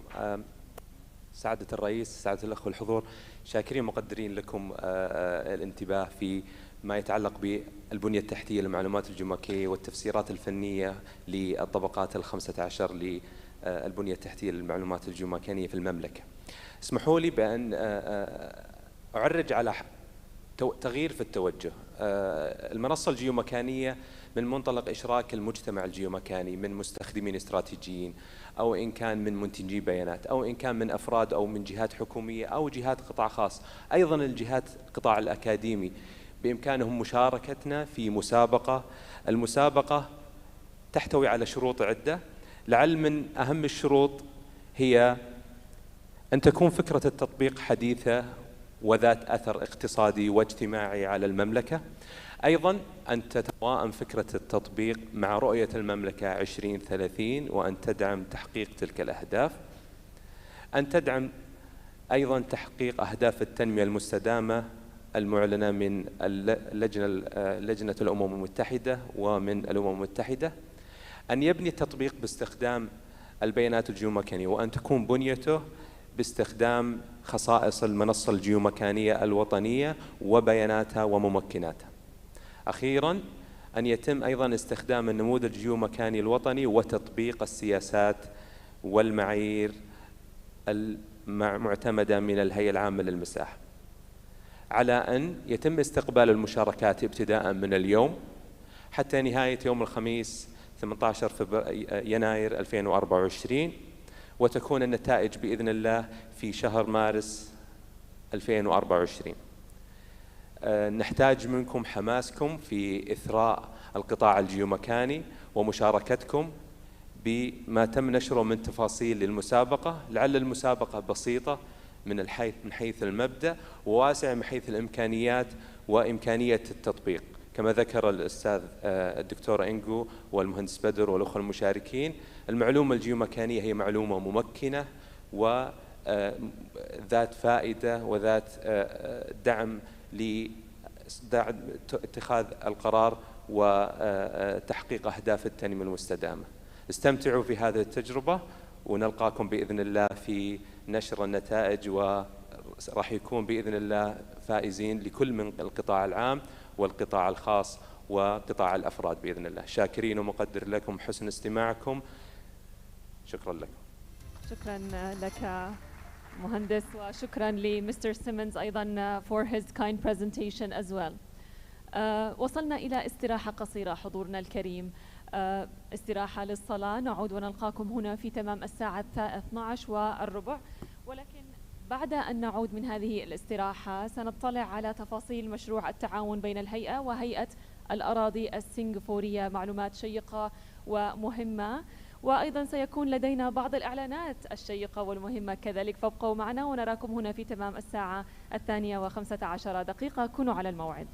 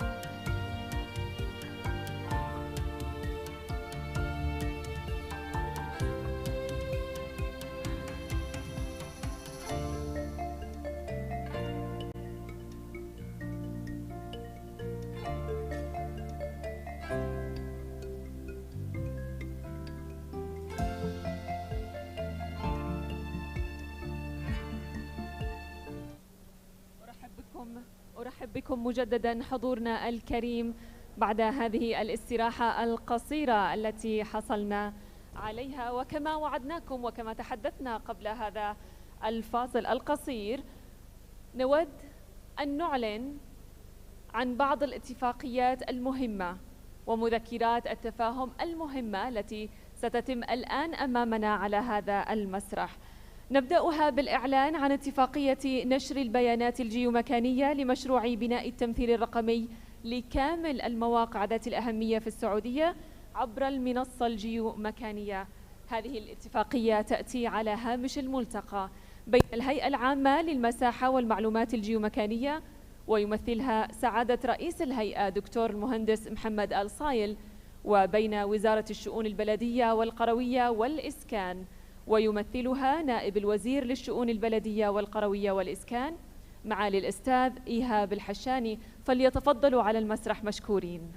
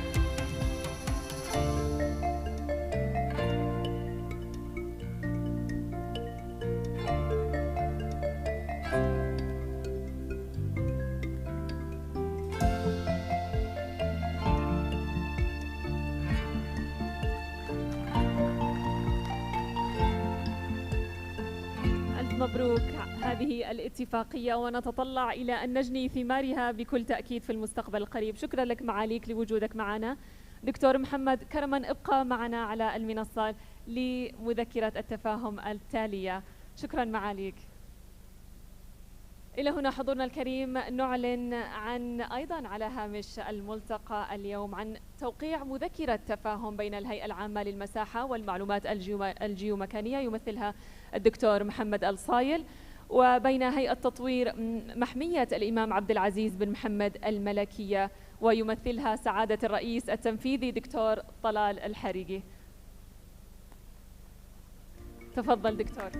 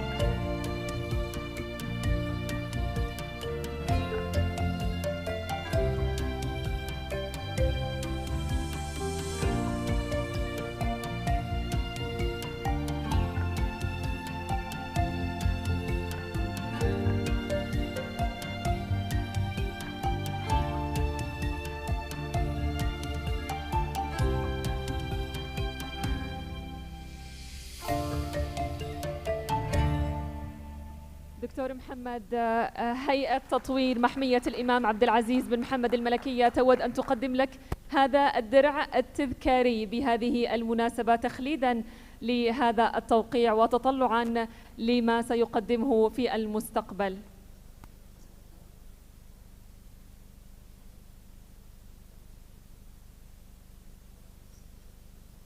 نشكر المحمية على هذه اللفتة اللطيفة التي تخلد هذه الاتفاقية والمذكرة.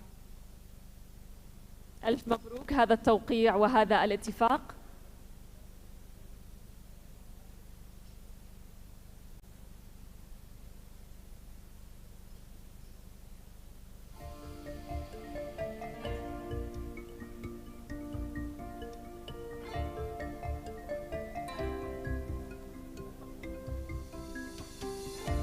شكرا لكما دكتور محمد آل صايل ودكتور طلال الحريقي، شكرا جزيلا لكما.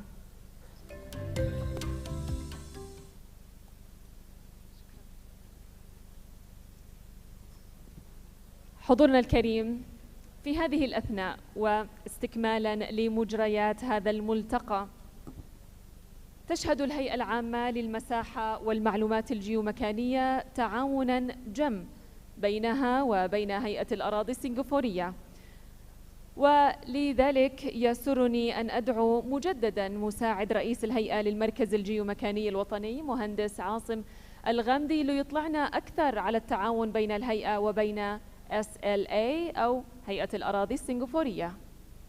فليتفضل مشكورا، رحبوا به معنا.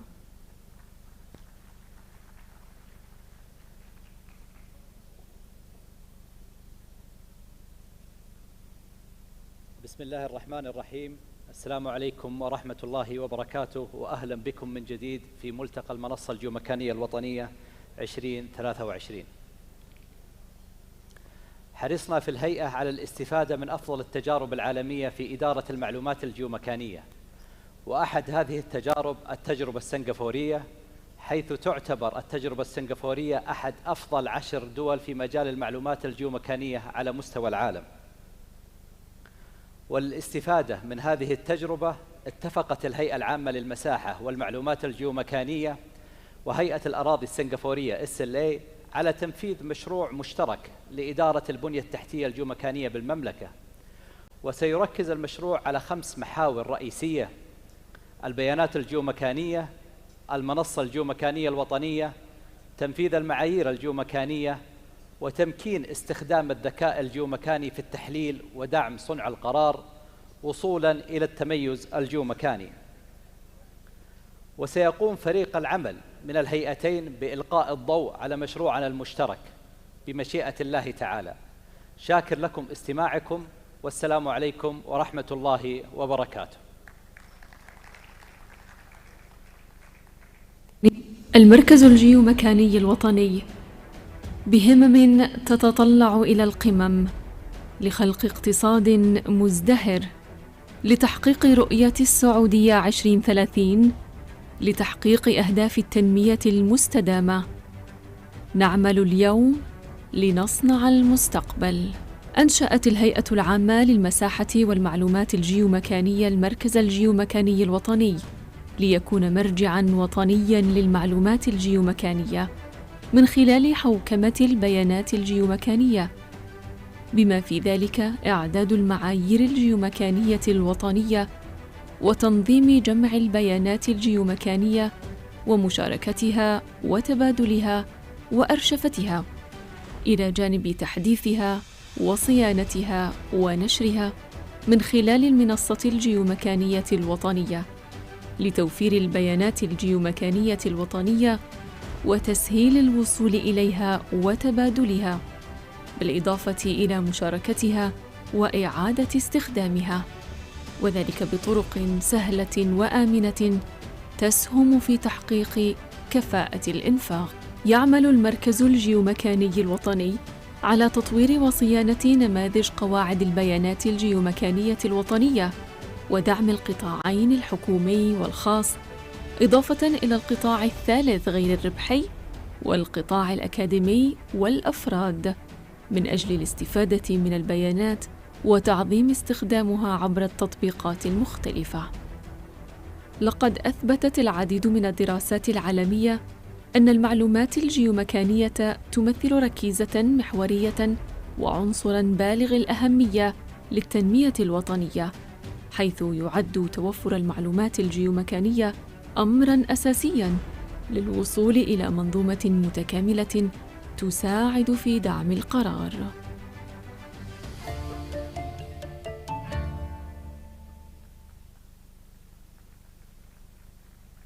للمزيد حول هذه الاتفاقية يسرني أن أدعو السيد فيكتور خو المدير التنفيذي للمساحة والجيوماتكس من SLA. Mr. Victor or Dr. Victor, please join us and your team on stage. Thank you.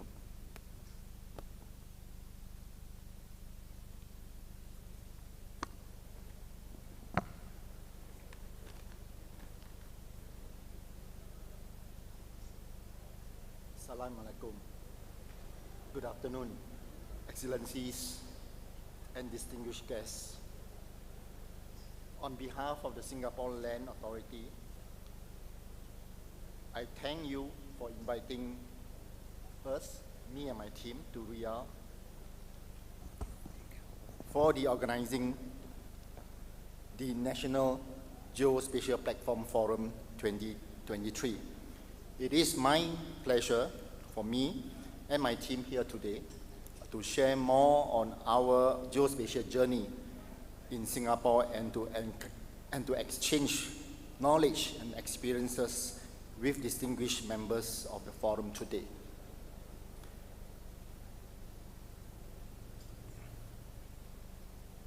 Before I begin, I would like to start by saying that Singapore and the Kingdom of Saudi Arabia have enjoyed more than 45 years of diplomatic relations and close ties. So on the screen, you can see that the meetings between the senior leaders of the two nations. There are also efforts to strengthen bilateral economic cooperation and relations via the Saudi Arabia and Singapore Joint Committee, or the SSJC in short. This is no surprise, as Saudi Arabia is one of the largest trading partners of Singapore in the Middle East. The good relationship and cooperation between the two nations is further stepped up with the visit of Singapore's Prime Minister here this week. More importantly, the good relationship are not just at the country-to-country level, but down to the various organizations, companies, and government agencies. So Singapore is a small city-state. We are just about 720 square kilometers in size. Although it is different in geography and in terms of size with the Kingdom of Saudi Arabia, there are a lot of similarities between the two nations, as the issues related to geospatial information management are similar and universal. Climate change and the digital revolution brought by the use of geospatial data and AI are some examples. Our main motivation of driving geospatial in Singapore is on 3 points. We would like to have a safe, sustainable, and smart city. I believe that it is the same motivation in Saudi Arabia as in Singapore.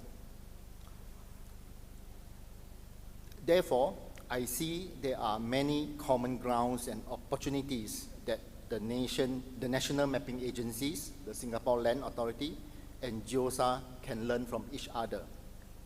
For example, how to better leverage on mapping and geospatial technology to improve the country's capability, such as in areas like national mapping and surveying, urban planning, infrastructure development, environmental, social, and healthcare issues.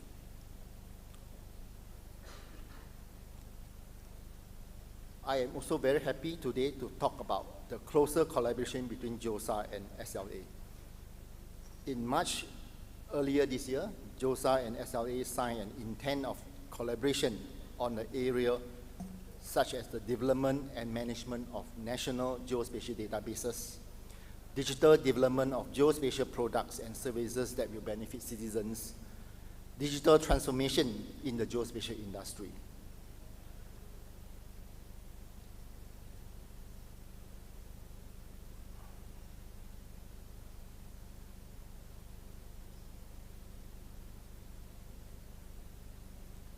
So we are strongly supportive of the announcement made by GEOSA Engineer Asim today. We believe that there are tangible benefits when both organizations come together to share new ideas, experience, and explore synergies moving forward. My colleagues, Eric and Roy, will be sharing Singapore's geospatial journey in the time to come later. We will be working closely with GEOSA and engaging some of you to support GEOSA's new vision of the National Geospatial Platform. So lastly, I hope all of you will enjoy the next session to be presented by my colleagues. Thank you. Sukram.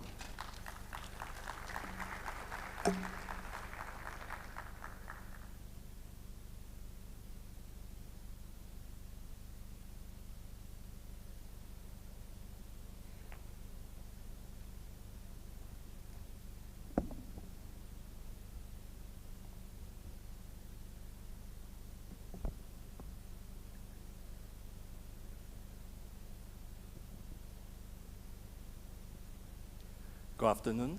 I'm Eric Koh from the Singapore Land Authority. Your Excellencies, distinguished guests, I'm very happy to be here today to introduce the agenda of Singapore's geospatial journey. As you can see on the screen here, the first item will be on to introduce and give an overview of what the Singapore Land Authority does. And this will be followed by 4 key pillars you see here. The first is on governance and policies. The second is on geospatial data. The third is on platforms. And the fourth is on geospatial intelligence and excellence. Now, the Singapore Land Authority, or SLA in short, it is a statutory board under the government, so we are under the Ministry of Law. And what we do is, Singapore itself is limited in land. So a lot of times what the government agencies have to do is to optimize the land use and intensify land development in Singapore, which is why geospatial data, GIS data, and mapping data is very crucial for Singapore's development. Now, there are 3 core pillars of what SLA does. The first pillar you see over here is land and properties. SLA is a land custodian of the state, and we manage state land on behalf of the country. Singapore also has a mandatory land acquisition process. So if there are any land in Singapore that is identified for redevelopment, the SLA will be the party to manage the land acquisition process, taking back land and redeveloping the land. So this is the first core pillar of what SLA does. Now, the second pillar you see here on the screen is geospatial. So my colleagues Roy and I will be sharing more on our geospatial journey. SLA is the National Mapping and Geospatial Agency of Singapore. So through the slides that we'll show later, we will describe a bit more in terms of our journey across the last 15 years. Now, the third pillar is regulatory. So the Singapore Land Authority also has a regulatory function, and we maintain the cadastral land lots in Singapore and also land titles. Now, this is important because we need to safeguard land ownership and also national land boundaries. Now, going into the first pillar, governance and policies. essentially this means institutional arrangements, and how can we look at the roles and responsibilities of different stakeholders. And this will include the government agencies, businesses, and also our citizens. Now, 15 years ago, Singapore started the National Spatial Data Infrastructure, or NSDI in short. It is an overall framework whereby we look at the entire ecosystem of data across 4 different areas. And this is essentially Singapore's model for NSDI. The first, institutional arrangement. The second is on data infrastructure. The third is on people and capacity building. And the last point here is on systems and geoportals. So under the first point here, institutional arrangement. Now, we are aware of the importance of how we want to move things forward. So in the case of Singapore, what we have oftentimes is both a bottom-up approach and also a top-down mandate. So for institutional arrangement, what we have at the very top is the Government Data Steering Committee. It is an overall committee chaired by various senior management of our ministries and agencies, and this committee has the oversight and decision of various data development challenges and landscape in Singapore. So one level down, we have the Geospatial Working Committee. The Geospatial Working Committee is chaired by my CEO and also the CEO of the ICT equivalent agency in Singapore, which is GovTech in short. And below the 2 committees, what we have oftentimes are what we call subject domain areas. So one is on data management, the other is on technology adoption, and the last is on special projects. So these subcommittees oftentimes discuss very technical details into a particular domain, and this will be helpful to push certain technical developments. Now, on this pillar here on data infrastructure, essentially what we look at in Singapore, it is the data life cycle approach. So what do I mean by the data life cycle? Upstream, what we have essentially is a collection and creation of the data. So what I mean by it is that how can we transfer physical phenomena, infrastructure assets into geospatial data? So there's mapping, there's surveying efforts done. And after the data is collected, oftentimes we need to combine with different data sets. We need to look at a way to share the data across various stakeholders. So data standards are important. And thereafter, at the very end of the cycle, we have the use of the data, where we focus on various use cases and also the value and the impact that the use cases can bring about. Now, the third category is on people. So for people, we are looking at capacity building, and we focus on the full spectrum of people development strategies. So we look at students, we look at geospatial and geometric engineers, we look at mid-career professionals, and so on. And last but not least, we have systems. So in short, there are many systems that we have in Singapore, ranging from Siren. Siren is essentially a positioning reference system in Singapore, which allows for both accurate and precise mapping to be done. And beyond Siren, what we have are geoportals. You see on the screen here, Geospace and OneMap. Geospace, it is a government-to-government portal where different agencies share more sensitive data, and it is only to be used within the government. OneMap, on the other hand, it is a government-to-citizens portal where the government then decides that there are certain data sets that are less sensitive, and these can include points of interest. For example, where are the hospitals? Where are the location of parks? Where are the schools in Singapore? So this information is then shared to the public. And we also have this thing called the 3D mapping cloud, where we store, process, and look at various use cases from 3D LiDAR data. And my colleague Roy will show a few videos on these geoportals later. Now, on the broader national level here, this is our national level government data architecture. It is a layered and structured approach as to how Singapore looks at data. And this goes beyond geospatial data to include demographic data, health data, and so on. So if you look at the base, layer 1, essentially what we have is called the agency level. We assign what we call the single source of truth, which is SSOT.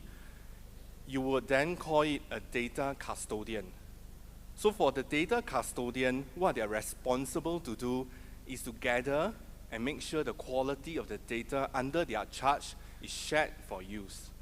For example, Ministry of Health will be a data custodian for health-related data, and so on. Now, as we move on to the second tier, which is sectoral data hub. For the geospatial domain, this is geospace. My colleague Roy will talk more on geospace. So agencies as data custodians will share the data into sectoral data hubs like geospace. And at the top, we have layer 3, which is trusted center.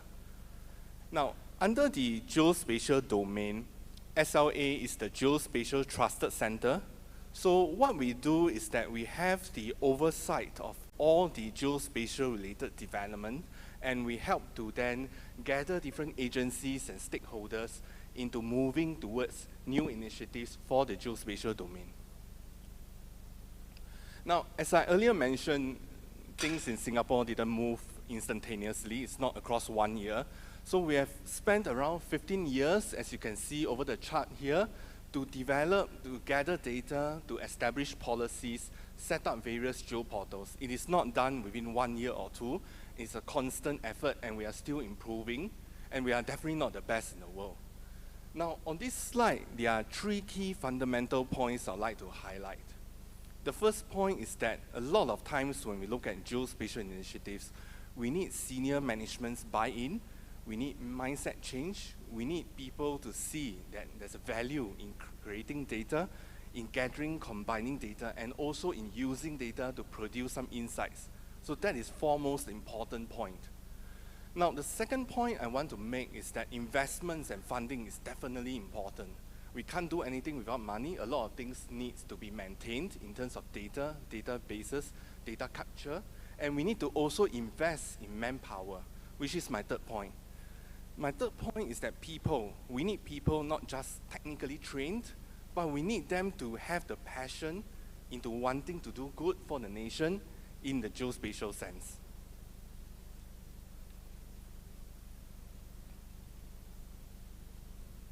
Now, this is the second pillar on geospatial data.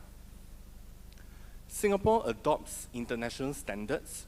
So what we have is actually, when we look at different standards such as OGC, CTGML, and so on, besides looking at international standards, we also do customization.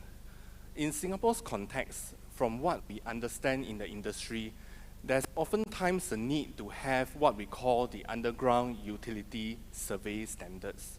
So we have these utility survey standards, and it is useful for the utility companies, the agencies, and regulators, in a sense whereby it set out a common set of guidelines to be included in a lot of tender contracts for laying of utilities in Singapore. And when the surveyors survey the utilities that's laid, they are able to conform by a common set of standards. And the end goal, what we really want, is to see that all different data that is gathered, be it water pipes, sewers, power lines, can have a similar standards, and they can cross-talk, and we can then combine them for analytics. So this is the key point of what we want to do.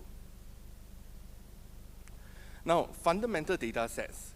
So for SLA, we have 20 fundamental data sets. These are essentially basic reference, and it's a common base that supports a wide range of functions at the national level, and we can create a base map with it. And this is largely similar to those that the United Nations have identified.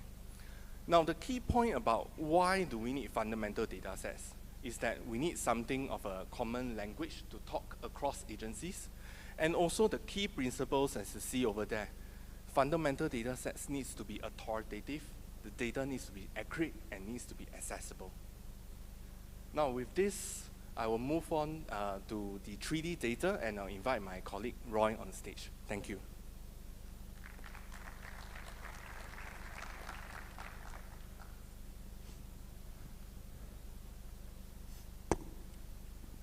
Thank you, Eric. Assalamu alaikum.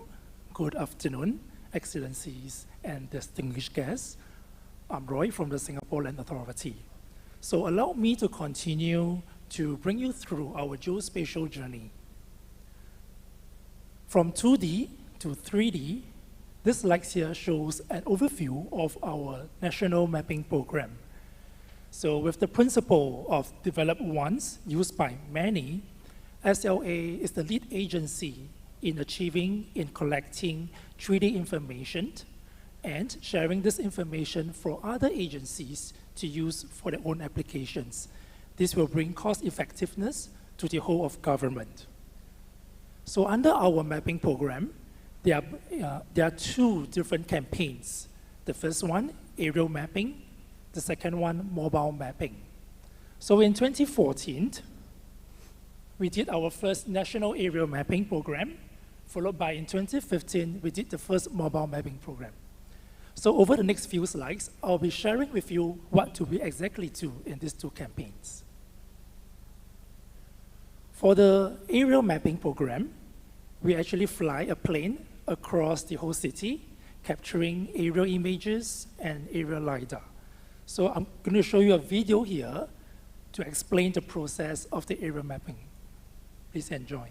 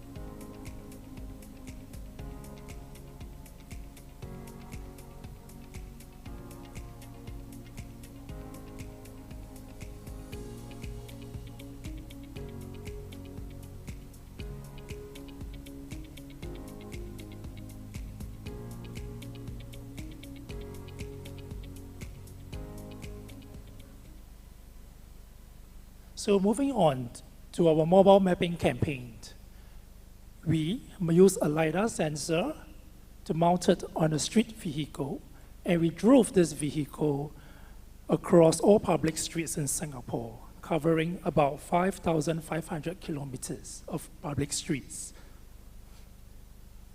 So we used a dual head laser scanner. This scanner emits pulses of LiDAR, and it will actually receive back the reflected LiDAR pulses, giving us point clouds. And this very cute little looking camera here, called the Ladybug 5, is a panoramic camera that captures the 360-degree image of the surrounding whenever the car travels through a particular street. So by combining both the point cloud and the image itself, we'll be able to get a point cloud with more information with colors. And this point cloud will then be stored on our web portal, which I will share later. So in total, our mobile mapping campaign has given us about 600 billion point clouds, 3 million panoramic images, and giving us a total of 25 terabytes data. And this is really, really a huge data size. And we have to leverage on open commercial solutions like AWS cloud solutions for us to ingest the information. So both the mobile mapping program and the aerial mapping program gives us a range of 3D data products, and they become very useful to help our government agencies, our stakeholders, to develop more innovative solutions.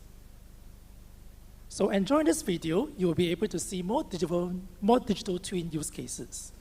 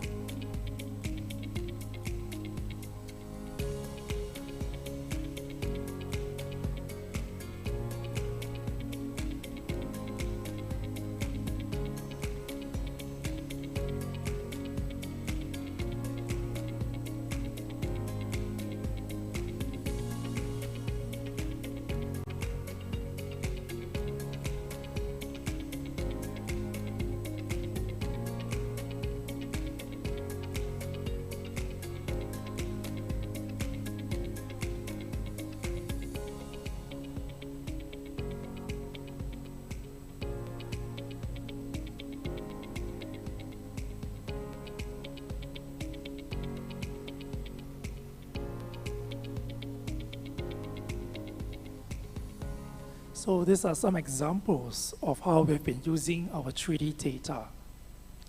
So as you can see, the 3D information is very useful for us to study the impact of sea level rise to mitigate flood risk. We also use them for urban planning, and also in terms of flight safety, is to protect the airspace from having any obstructions to ensure there's flight safety, and also for landing and taking off. On the climate change and sustainability front, the 3D data also allow us to better understand how we can better position or place our solar panels to maximize its effectiveness. The angle, the aspect according to the sun insolation, the total amount of potential surface area that we can use to place our solar panels. The 3D information has enabled us to do that. In terms of carbon estimation, we can make use of the digital surface model and digital terrain model to compute the amount of carbon dioxide our forests store and absorb, so that our researchers and scientists can provide the necessary measures to combat climate change. In terms of citizen engagement, we can also use some of these 3D reality mesh models to engage our citizens and seek their feedback. So for example here, the North-South Corridor, this project is one of the very important projects in Singapore.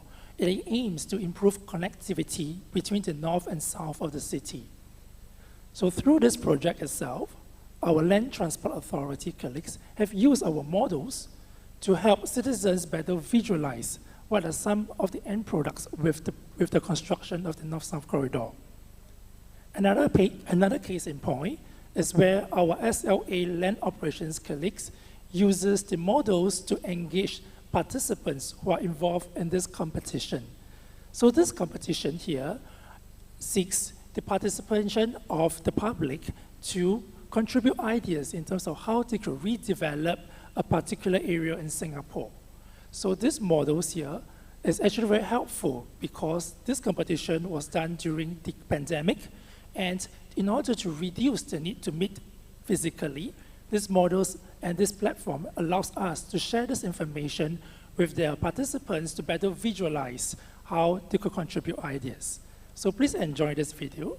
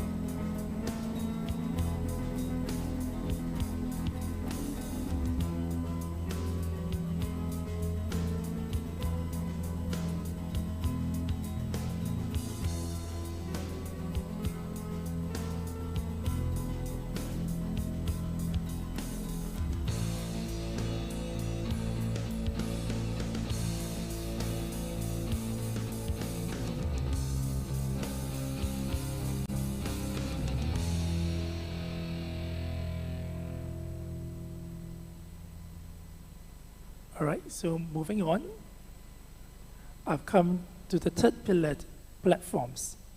So this is also resound nicely with today's key theme for this forum. So platforms are key enablers in helping us to collect, to consolidate, and to share geospatial data.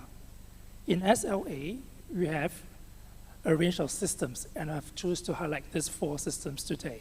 First, SIREN. This is the Singapore's satellite positioning reference network that helps to support our data collection efforts. In terms of consolidation and sharing, we have 3 platforms available. The 3D Mapping Cloud, in short 3DMC, helps to host our 3D data coins. In terms of 2D geospatial data, you have heard from Eric, where we use Geospace and OneMap for G2G, G2B, and G2C usage to facilitate data sharing. So I'm going to share more about SIREN itself. So SIREN is a very important system that supports our national 3D mapping program. It helps to support up to centimeter level accuracy, and it has a nationwide coverage of 8 stations.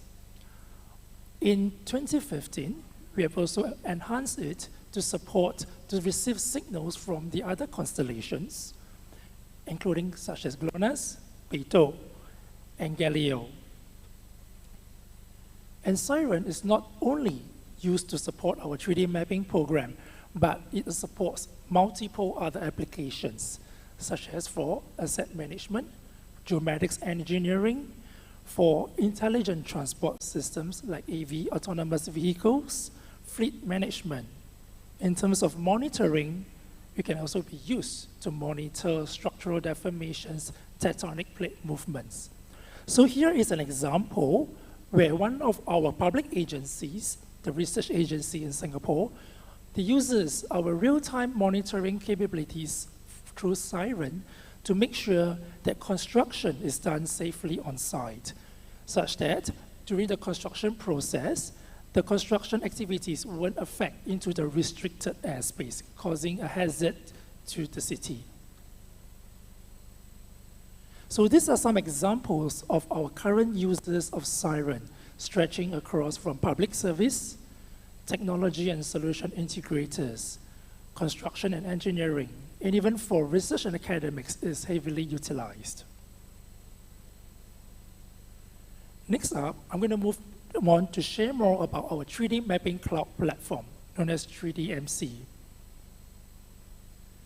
3DMC is a very important platform in supporting our whole of government applications users. For example, we have our Health and Sciences Authority that uses our mobile mapping data to reconstruct an accident scene.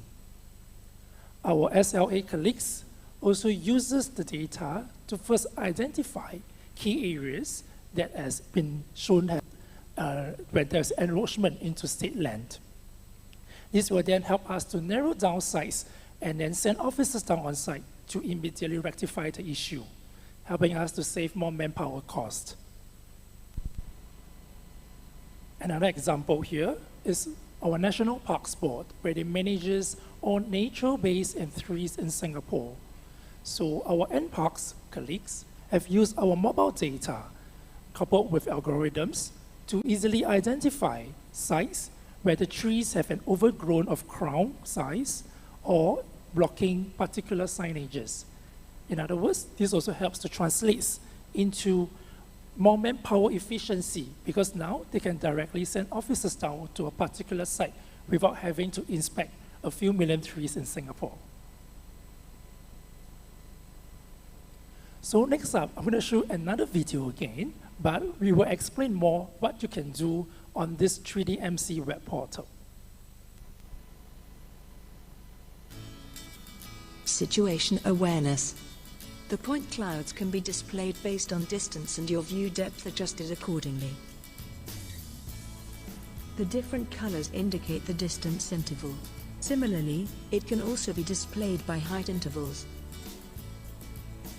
You can easily move to different scenes by clicking on the reference view or the position marker in the image view. With the huge point cloud data, we can also do sections or profiling over the online platform.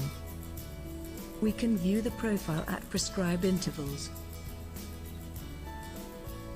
Site planning. You can continue placing multiple models by clicking in the workspace.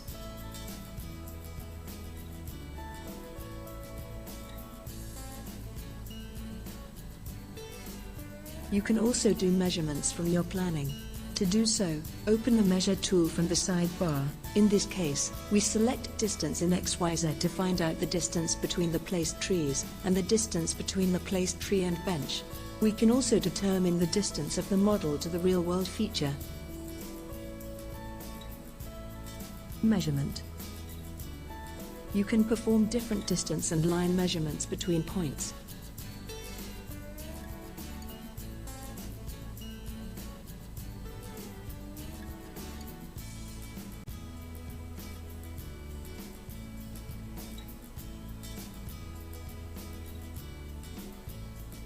You can perform different area measurements depending on the feature of interest.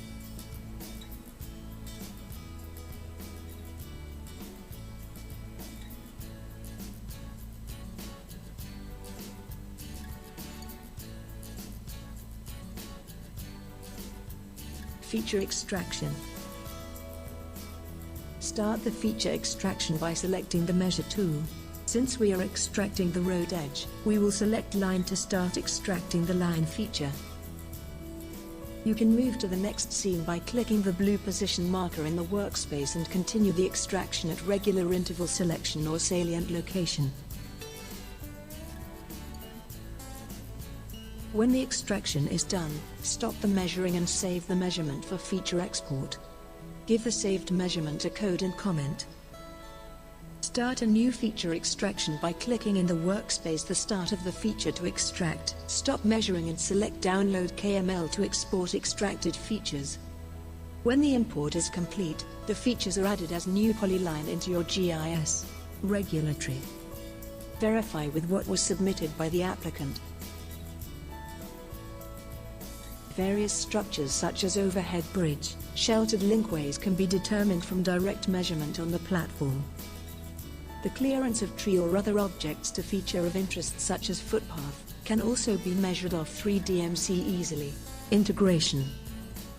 The top view in 3DMC shows a backpack mobile scanning around a HDB area. We can open the mobile mapping resources and load the data together.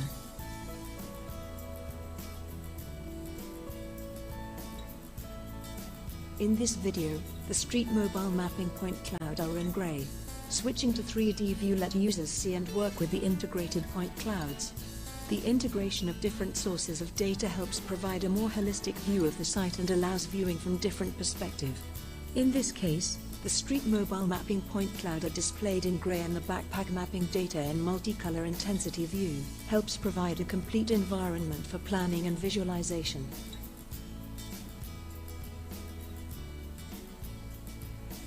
Alright, moving on from 3D to 2D. I'm going to bring you through Geospace and OneMap. So Geospace, like what Eric has shared, is the government-to-government central repository for sharing of data, geospatial data. In geospace, currently, we have more than 2,000 data layers, which data is being shared across from more than 62 government agencies. This data can range from demographic information, land information, business data, and all this information is being stored in geospace. So geospace has a key platform that supports G2G collaboration, whereas for OneMap is more for G2C, government to citizens, and government to businesses. I'm going to bring you through a journey in geospace. So this is a landing page for our web portal. Users can use the search bar to search through the 2,000 data layers available. They are able to control and even customize what kind of layers they want to see on geospace.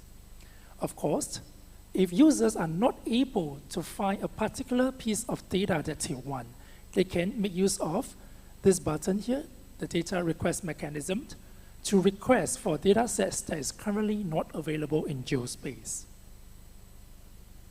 So this data request mechanism, in short DRM, facilitates data discoverability. Users will be able to fill in and describe what kind of data set do they want, and then they are also able to suggest potential data owners to facilitate data discoverability. Back end, there will be a policy team of officers that helps to work together with the data owners and the data requester to make the data available on geospace. And of course, each data layer in geospace has its corresponding metadata. And this is very important to make sure that the principles are adhered to: findable, accessible, interoperable, and reusable. And in geospace, we also have a data classification framework to ensure and to safeguard data security. Data sets that are classified as confidential, they will be required, permission will be required to view the data or even to download the data. Data sets that are restricted and below, they can be viewed by any government officers, and they can also be downloaded by anyone in the government. And last but not least, geospace, as a whole of government geospatial platform, we hoped to also increase spatial literacy in the government. So we understand that not everyone is geospatial trained, or they might not have access to particular GIS software. So geospace has been enhanced with some basic geospatial functions for users to use, such as georeferencing, heat map analysis. So users can just pump their data, upload a very simple data layer, and then they can do very basic fundamental geospatial analytics on the platform. And now I come to OneMap. So OneMap is the whole of government map platform for us to deliver geospatial information to our citizens, to the businesses. So OneMap has a common platform. It provides our public agencies to provide very consistent and locational information. The services, the content on OneMap is also customized to the Singapore context with highly granular data. So here are some examples of how our government agencies are using OneMap. For example, they all have something similar. They use OneMap-based map to provide information to the public so that from the citizens' perspective, what they will be seeing is a very consistent look and feel of the map that they are working on. And of course, in OneMap, we have more than 100 thematic information and services, and they are all customized to fit the perspective for our citizens' usage. So for example, in OneMap, we can have the school query function here. So let me share more about school query function. So we have information about our schools, we have information about our residential areas. So families who are looking to live in a particular part of the city, they can leverage on school query to identify places they want to live in. Why so? Because families will want their kids to go to a particular school. And there is a policy in Singapore that if you're living 1 kilometer close to a school of your choice, you'll be given priority admission access. So this brings me back to OneMap, where you could use OneMap to help to identify areas that you want to live in. And this function is actually a very consistent, and it also provides a very customized service to our Singapore citizens. Of course, in OneMap, we do have API that enables third-party integration of web mobile applications. And this will enable businesses to leverage on OneMap to value add to their own location-based services. Of course, I've talked a lot about 2D and 3D. So it's time to integrate them together. So here are some examples of OneMap 3D, where a citizen can now look throughout the window and see where the surroundings are, or even understand how the shadows move across particular times of the day. I will show you a video that summarizes more about OneMap.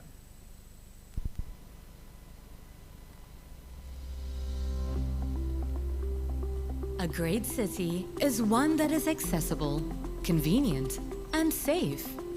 Not just a place to live, but a home where we can share life's special moments with the ones we love. Now, with geospatial technology and locational data in the mix, there are endless possibilities to build cities that are more efficient and livable for all.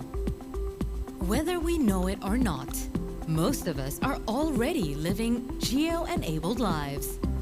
In Singapore, this is made possible by OneMap, a comprehensive digital map containing data that makes day-to-day decisions a little easier. Looking for a new home? Search recently transacted property prices and nearby amenities, all on OneMap. You can also access public childcare centers and schools located within a 1 to 2 kilometer radius.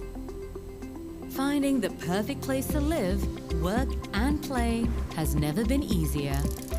Are you a cycling enthusiast or driving to work? With detailed local data at your fingertips, your journey is safer, quicker, and greener. Skip the jam in your daily commute, or pick out the best park-connected network to explore the island on a bike. Find out if you're in a dengue cluster, and remember to spray insect repellent.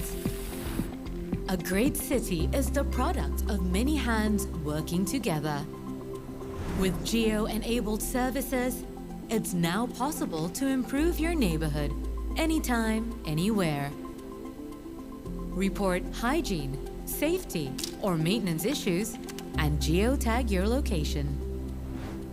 Geospatial technology already powers many aspects of city life. Now, it's time to let it empower you. Download OneMap to experience geo-enabled living today. Available on Apple and the Android App Store. So what you have just seen is OneMap. So I'm going to move on to the last pillar, and this is to be the last section of my presentation today.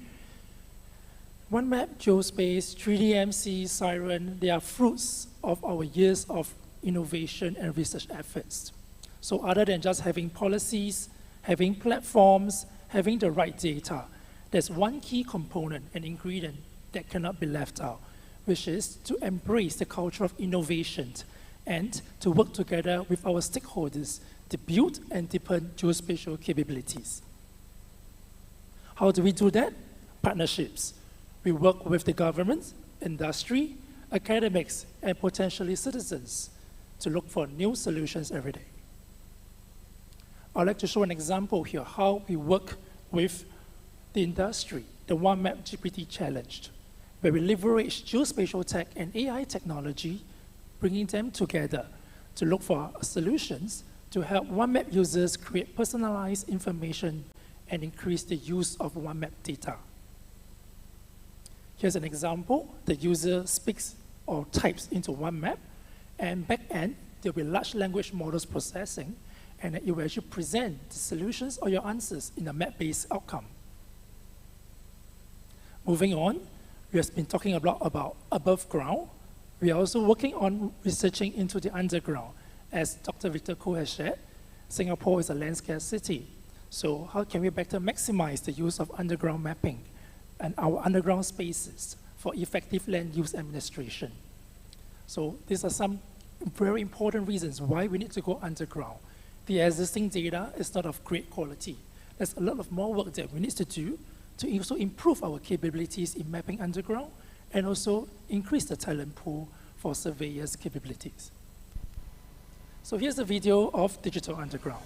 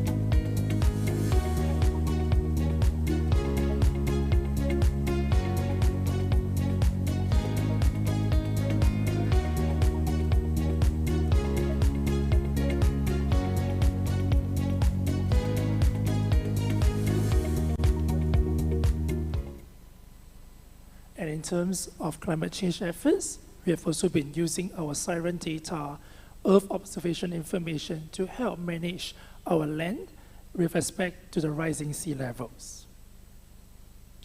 And this brings me to the final components of today's presentation in terms of geospatial capability building. We are working with the various government industries, academics, to seek geospatial interests and awareness with the young, deepening geospatial expertise for working professionals, and of course, continuing to strengthen our partnerships with international stakeholders. For children aged between 6 to 12, they will be able to get exposed to geospatial through the Young Geospatial Scientists Badge program. This program will require students to accumulate certain number of points, and these points can be accumulated or could be earned through the completion of particular geospatial tasks. Upon accumulating sufficient points, they will be able to exchange for a badge. In terms of education, we have also worked with our Ministry of Education, MOE, on the geospatial platform to help teachers in school curate and teach geography using GIS. In terms from our tertiary students, we offer scholarships to continue to groom and capture new talents to join the geospatial family. And every year we do organize our own competitions and challenges to promote awareness on geospatial. Here's a video of Young Geospatial Scientists Badge.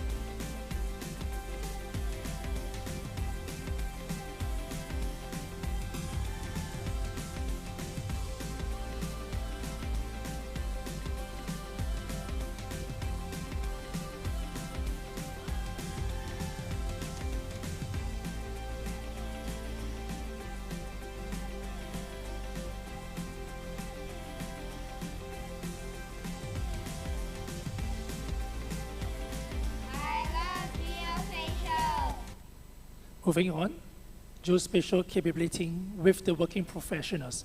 We provide training courses for public officers, such as QG's training. We also work with our academic institutions to develop the master's program for GIS.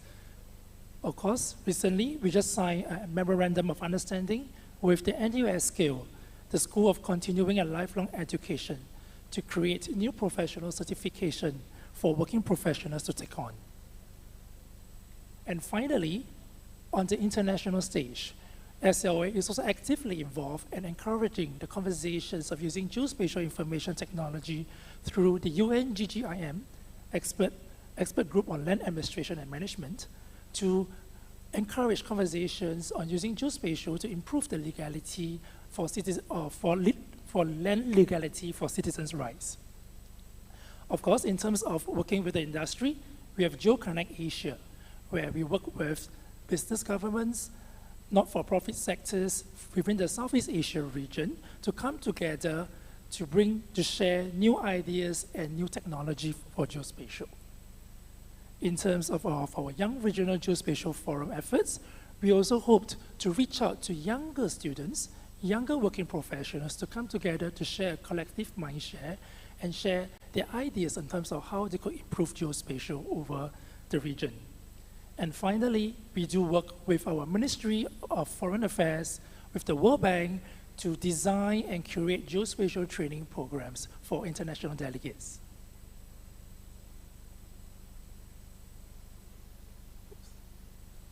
And this brings me to my final slide for today. Eric and myself have ran through the pillar on governance and policies, how it is important to establish the mandate, the leadership for effective geospatial data management. I've touched on geospatial data in terms of how we have captured 3D information, how 3D information can be used actively by various public government agencies and also our stakeholders. I've also shared more about platforms, 3DMC, Siren, Geospace, OneMap, where they are very important platforms to enable us to collect, consolidate, and share geospatial information. And last but not least, the pillar on geospatial intelligence and excellence, partnerships, collaboration. We need to work together so that we could then achieve what we want to achieve. And with that, I've come to the end of my presentation. And before I end off with it, I also like to say that we are very excited to continue with our collaboration with GEOSA, because I think this will be a very exciting journey ahead, and it's a show of how our partnership, where we come together to share knowledge and we learn together to achieve our aspirations. Thank you. Shukran.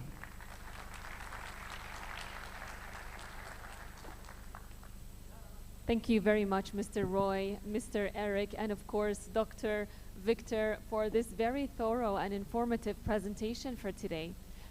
حضورنا الكريم، للحديث أكثر حول مخرجات مشروع التعاون بين جيوسا و SLA، يسرني أن أدعو المدير التنفيذي للذكاء الجيومكاني مهندس عبد الله الأسمري ليختم معنا هذا المساء، وأعود إليكم بعد هذا.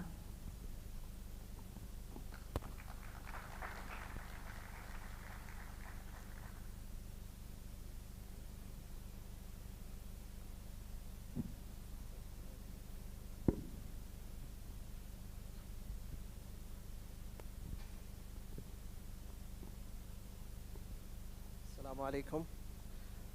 جدد الترحيب بكم في ملتقى المنصة الجيومكانية الوطنية للعام 2023.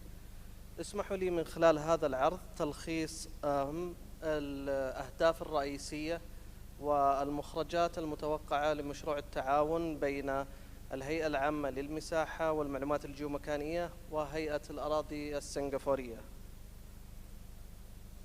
تسعى الهيئة العامة للمساحة من خلال المركز الجيومكاني الوطني على تحقيق عدد من الأهداف الرئيسية والجوهرية، والتي تتلخص بشكل عام ضمان وجود مرجعية وطنية موحدة لحوكمة البيانات الجيومكانية، وذلك للحد من ازدواجية البيانات وضمان ترشيد كفاءة الإنفاق.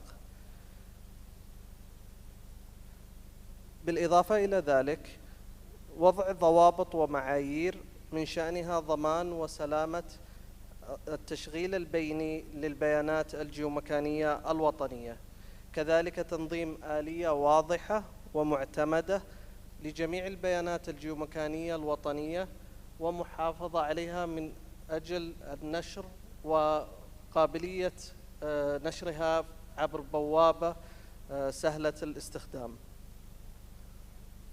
المحور الثاني، المعالم الرئيسية للمشروع بين التعاون بين الهيئتين يرتبط في 5 محاور رئيسية وهي إدارة البيانات الجيومكانية والمنصة الجيومكانية والمعايير الجيومكانية والذكاء الجيومكاني والتميز الجيومكاني. المنصة الجيومكانية سيتم استمرار تطوير هذه المنصة مع شركائنا في هيئة الأراضي السنغافورية، وبالإضافة إلى ذلك سيتم إثراء المستخدمين بتطبيقات متعددة في جميع المجالات. المحور الثالث وهي المعايير الجيومكانية، يهدف هذا المحور إلى الاستفادة من التجربة السنغافورية في تنفيذ المعايير الجيومكانية، وذلك لضمان أن تكون البيانات وفق المعايير والسياسات الوطنية المعتمدة. المحور الرابع الذكاء الجيومكاني، حيث يستهدف هذا المحور استخدام التقنيات الجيومكانية ومن ضمنها تحليل ومعالجة البيانات بالشكل الآني، ومن ضمنها أيضا استخدام تقنيات الرؤية الحاسوبية من أجل وضع سيناريوهات متعددة من أجل الوصول إلى نظام جيومكاني يساهم بشكل فاعل في دعم اتخاذ القرار. المحور الخامس والأخير وهو التميز الجيومكاني. من خلال هذا المحور نطمح في الهيئة العامة للمساحة والمعلومات الجيومكانية إلى مستوى عالي من الكفاءة والفاعلية في إدارة واستخدام البيانات الجيومكانية من أجل اتخاذ قرارات مستنيرة تعتمد على إدارة البيانات، ومن أجل أيضا تحسين إدارة الموارد والاستجابة السريعة للكوارث والمساهمة في عمليات التخطيط الحضري وغيرها من التطبيقات. جميع هذه المحاور سوف تساهم بشكل كبير في الحصول على توصية في أفضل الفرص بين المستخدمين من أجل الوصول إلى أفضل نموذج يمكن من خلاله المساهمة في قضية مشاركة البيانات G2G و G2B و G2C. بالإضافة إلى ذلك سيكون خلال المشروع نقل للمعرفة من خلال إشراك بعض موظفي الهيئة العامة للمساحة والمعلومات الجيومكانية من أجل مشاركة ونقل المعرفة معهم من خلال الحصول على بعض المهام أثناء المشروع مع موظفي هيئة الأراضي السنغافورية. نطمح بهذه الخطوة أن يكون موظفي الهيئة إن شاء الله في المستقبل قادرين على قيادة أي عملية تطويرية في المنصة الجيومكانية. خلال رحلة المشروع والتي تمتد إلى 3 سنوات ابتداء من عام 2024، وهي راح تكون أول نسخة إن شاء الله بالتعاون مع زملائنا وشركائنا في هيئة الأراضي السنغافورية، راح تليها بإذن الله النسخة الثانية وهي في عام 25، وفي الأخير النسخة عام 26، وهي تعتبر بإذن الله نواة التعاون مع شركائنا في هيئة الأراضي السنغافورية. ختاما أشكر لكم حسن إنصاتكم، ونتمنى أن نراكم إن شاء الله في ملتقيات أخرى. شكرا لكم.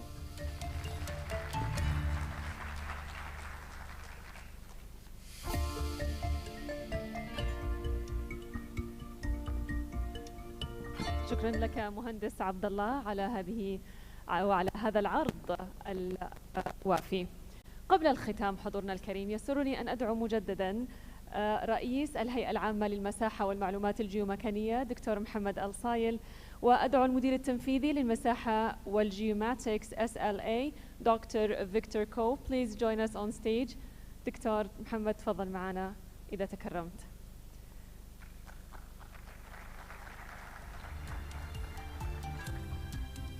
طبعا في ختام هذا المساء دكتور فيكتور يود أن يقدم هدية بسيطة للدكتور مهندس محمد الصايل، ونشكره بكل تأكيد على هذه اللفتة اللطيفة.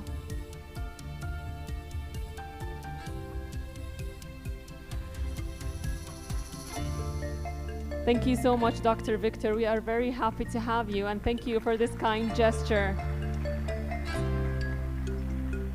Very lovely. أدعو فريق الهيئة وفريق SLA أيضاً لأخذ صورة تذكارية في هذا اليوم الذي شهد توقيع اتفاقيات، مذكرات ومخرجات جداً جميلة إلى جانب المسابقة أيضاً التي ذكرت خلال اليوم، ونتمنى أن تشاركوا فيها كذلك.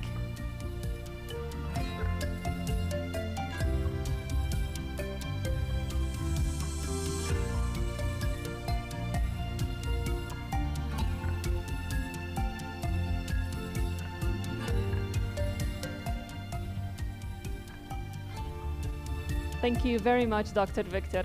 شكراً لك دكتور محمد الصايل كذلك.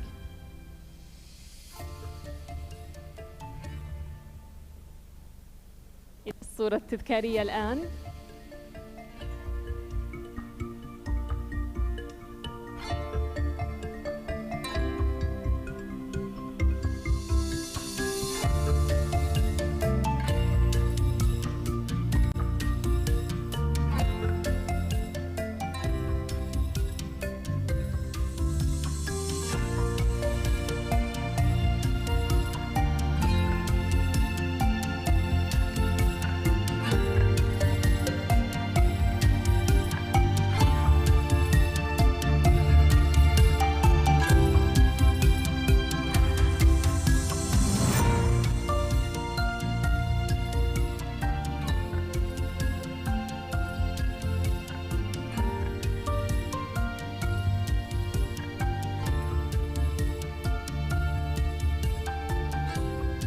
Thank you, gentlemen. Thank you for being with us today. شكرا جزيلا لكم جميعا، وشكرا حضورنا الكريم لكم لتواجدكم وبقائكم معنا. ندعوكم الآن إلى وجبة الغداء.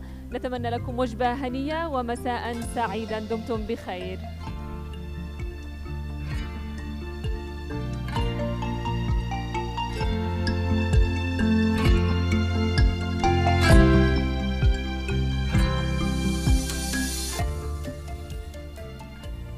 أدعو فريق التنظيم لأخذ صورة جماعية أيضا مع رئيس الهيئة لتخليد هذا اليوم والنجاحات، ونشكرهم أيضا على مجهوداتهم. بوركت بإذن الله.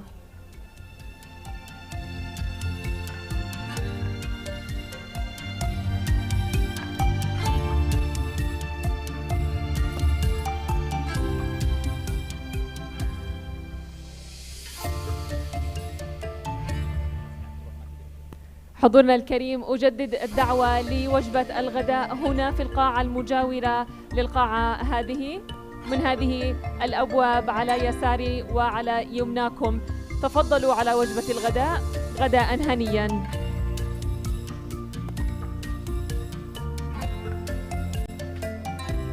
كل الشكر والتوفيق لبنات وأبناء الهيئة على هذه المجهودات المباركة في هذا اليوم لملتقى الهيئة للمنصة الجيومكانية الوطنية.